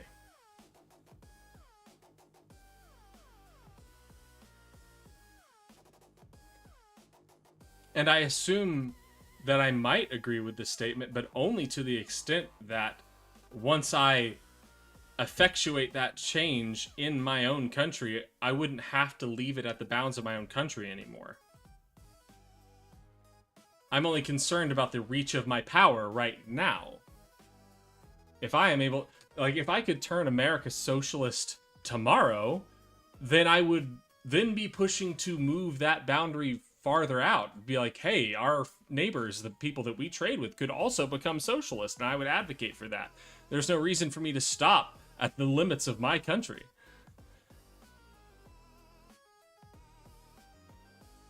No, yes, I would disagree with that. Well, it depends on what you mean by loyalty. What do you mean by loyalty to your country? If you're measuring that in the amount of taxes that they pay, do you mean a percentage of taxes? Do you mean an amount of taxes? Like, could a poor person, a poor immigrant, not be loyal to the country they are now living in? The country whose policies impact their lives? What is loyalty to you?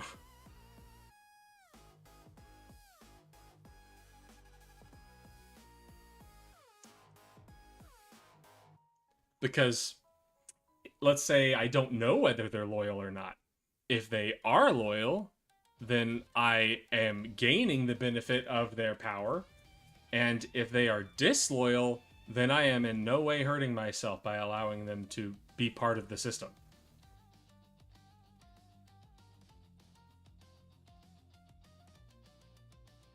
Fuck the tax statement. They make Canada their own country. They never go back to their native country. I don't know what that means. Which tax statement? Who is making Canada their own country?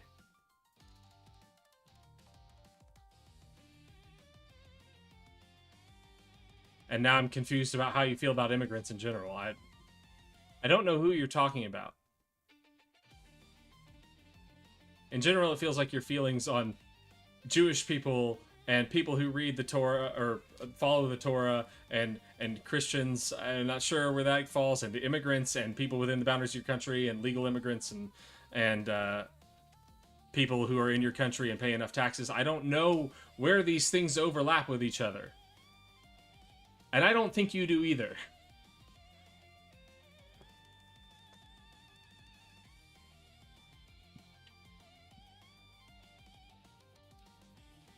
Bad Goy, do you mind if I ask how old you are?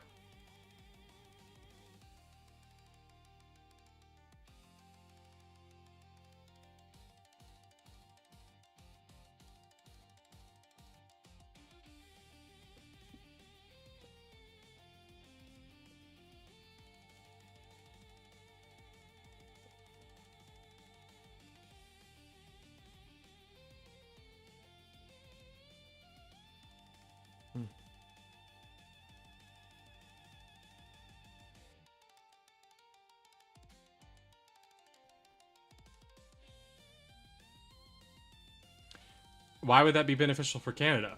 that would make people who would want to be Canadians not want to be Canadians, and then you would not get the benefit of their labor. That seems detrimental to Canada.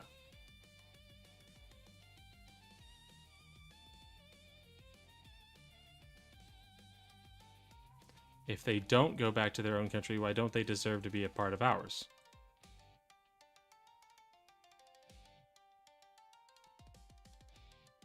So what if they want to come and live and work in Canada, but don't want to revoke the citizenship of their home country? That doesn't make them disloyal to Canada, and you would gain the benefits of their labor and their political force.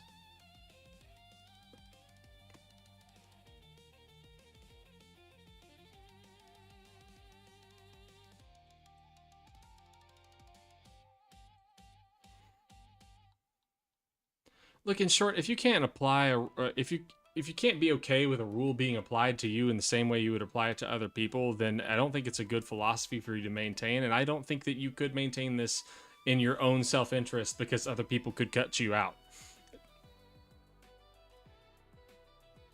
If it doesn't serve your own self-interest, then it doesn't serve the country's interest either.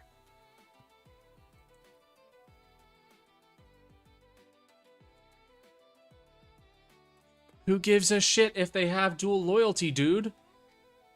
As long as those aren't in conflict.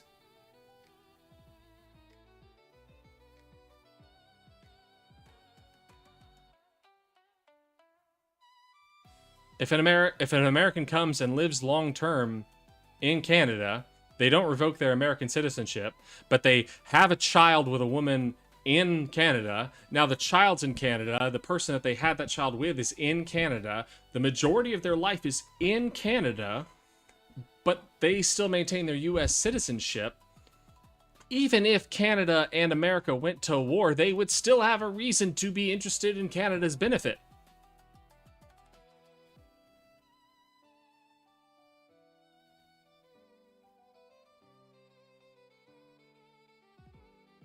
This doesn't make any sense.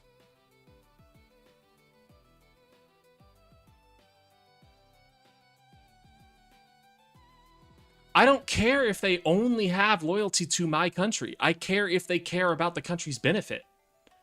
The fuck does loyalty matter? I just want them to be interested in its benefit.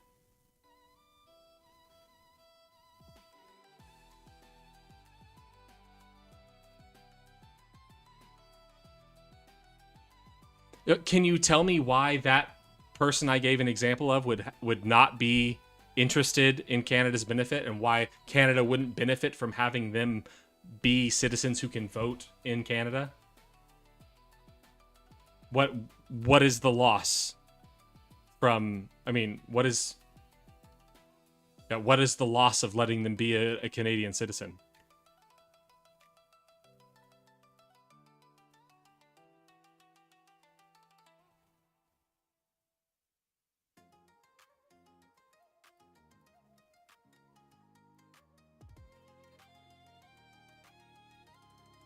All right, I gotta go to bed in a few minutes here, and I think we've kind of run the course of this conversation. We can wrap this one up. Okay, let's run with what? Can you answer that question? What does Canada lose by making that person a citizen?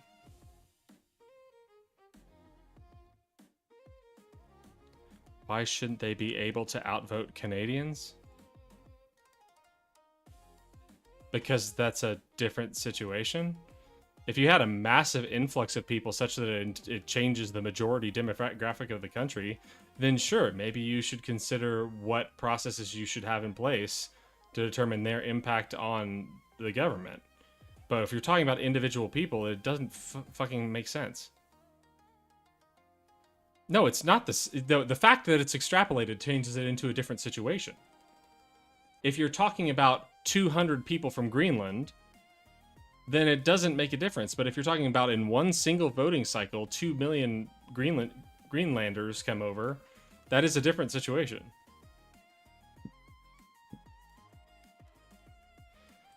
Oh boy, what's this?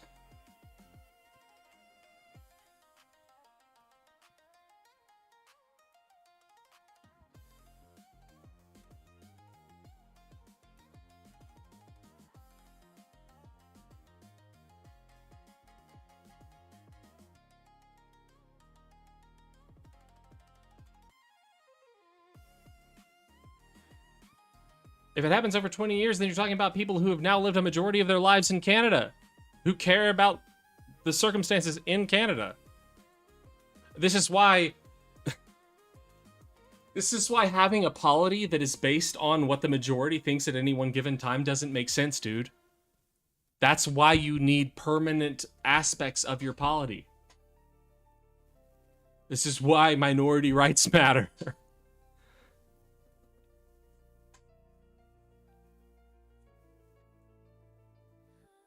If it's over 20 years, that's not an invasion. That's people living their lives. Whoa, fuck. Damn.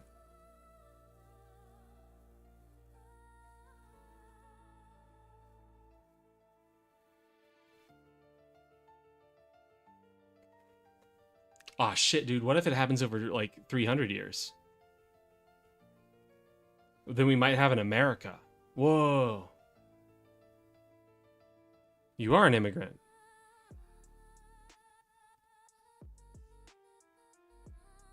We're all immigrants from Africa. Everybody came from another place.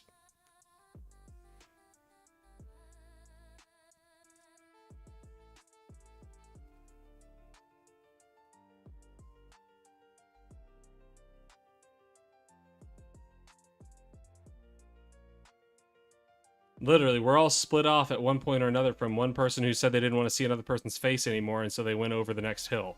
That's literally the only difference between us.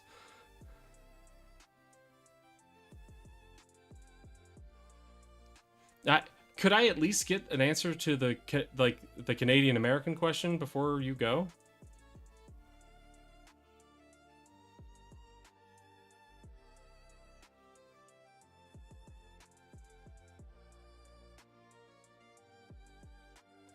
The question is, if an American has dual citizenship when they move to Canada, they go to Canada, they have a child with a woman in Canada.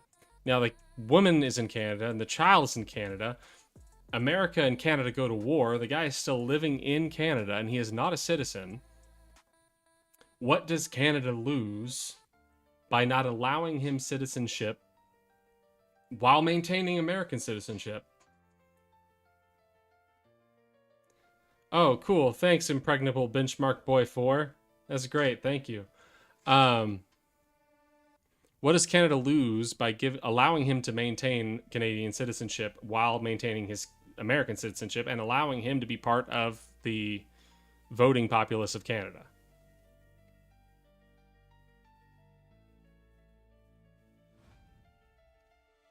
Is he not sufficiently interested in Canadian success despite being at war with his home country?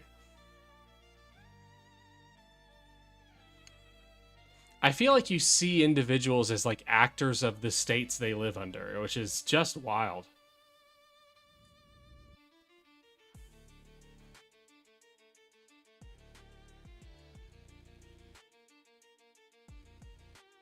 I mean, I don't think I would ever consider myself an actor of the United States.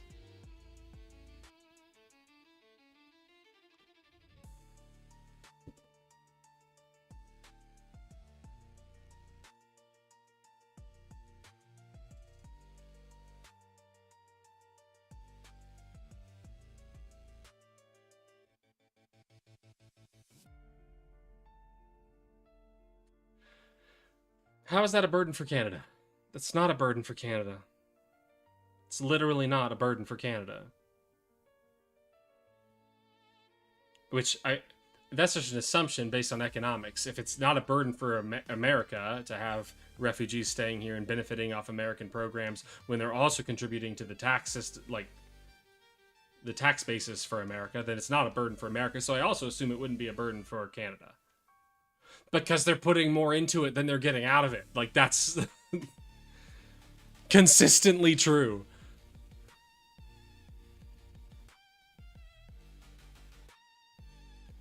Hey, Light Spectre, good to see you're still here.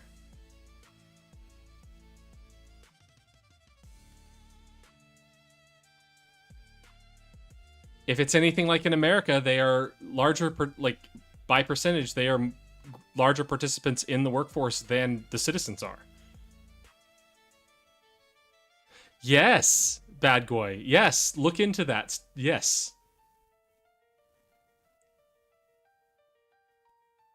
I mean, I don't know about Canada's programs, but America, they aren't like at least undocumented immigrants. Like refugees do get some benefits. Yeah, so yeah, welfare, sure.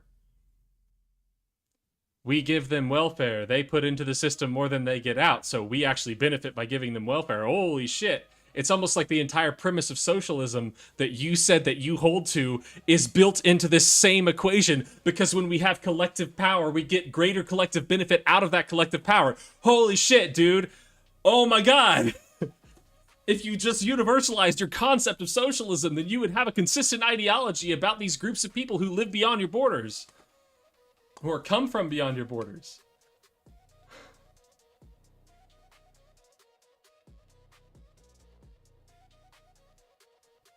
Cool, I love that. And maybe it's different than America, but I assume it's the same because it's just a basic economic principle. But okay, you have a good night, man. Anybody else who's still in the chat, I will do my sign off now. And welcome to the Know Nothing Attorney sign off. I'm Know Nothing Attorney. I know nothing, so you can too. Because it's only in embracing that we know nothing that we can learn anything. And I am welcome to say that you can prove me wrong. Bad Boy, you can prove me wrong. I am happy to say I don't actually know anything. I just have a high degree of confidence in some things. And I only aim to build a high degree of confidence. And as my actual sign-off, I will tell everybody, I'm proud of you. I don't need to know you personally for that to be true. You deserve to hear it. Because life is hard. It's always been hard, and it always will be hard. And the way you face each and every day, the way you personally do, is remarkable. So stay remarkable, and I'll see you next time. Oh, I know that. I want to reclaim it from the Know Nothings, because I think that was a really shit way to use that phrase. Those guys sucked.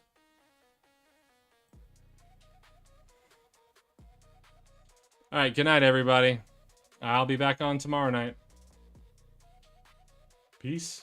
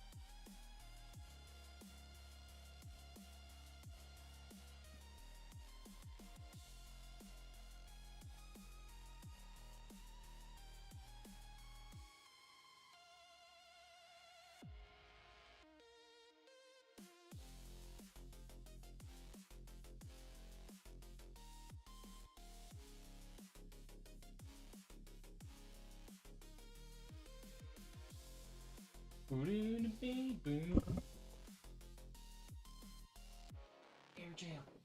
In your jail.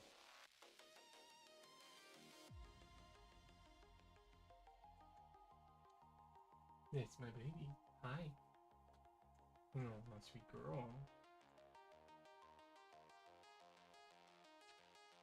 Wanna go for a walk? Wanna go get your leash? Wanna touch your leash? Short walk. Come on. Touch your leash.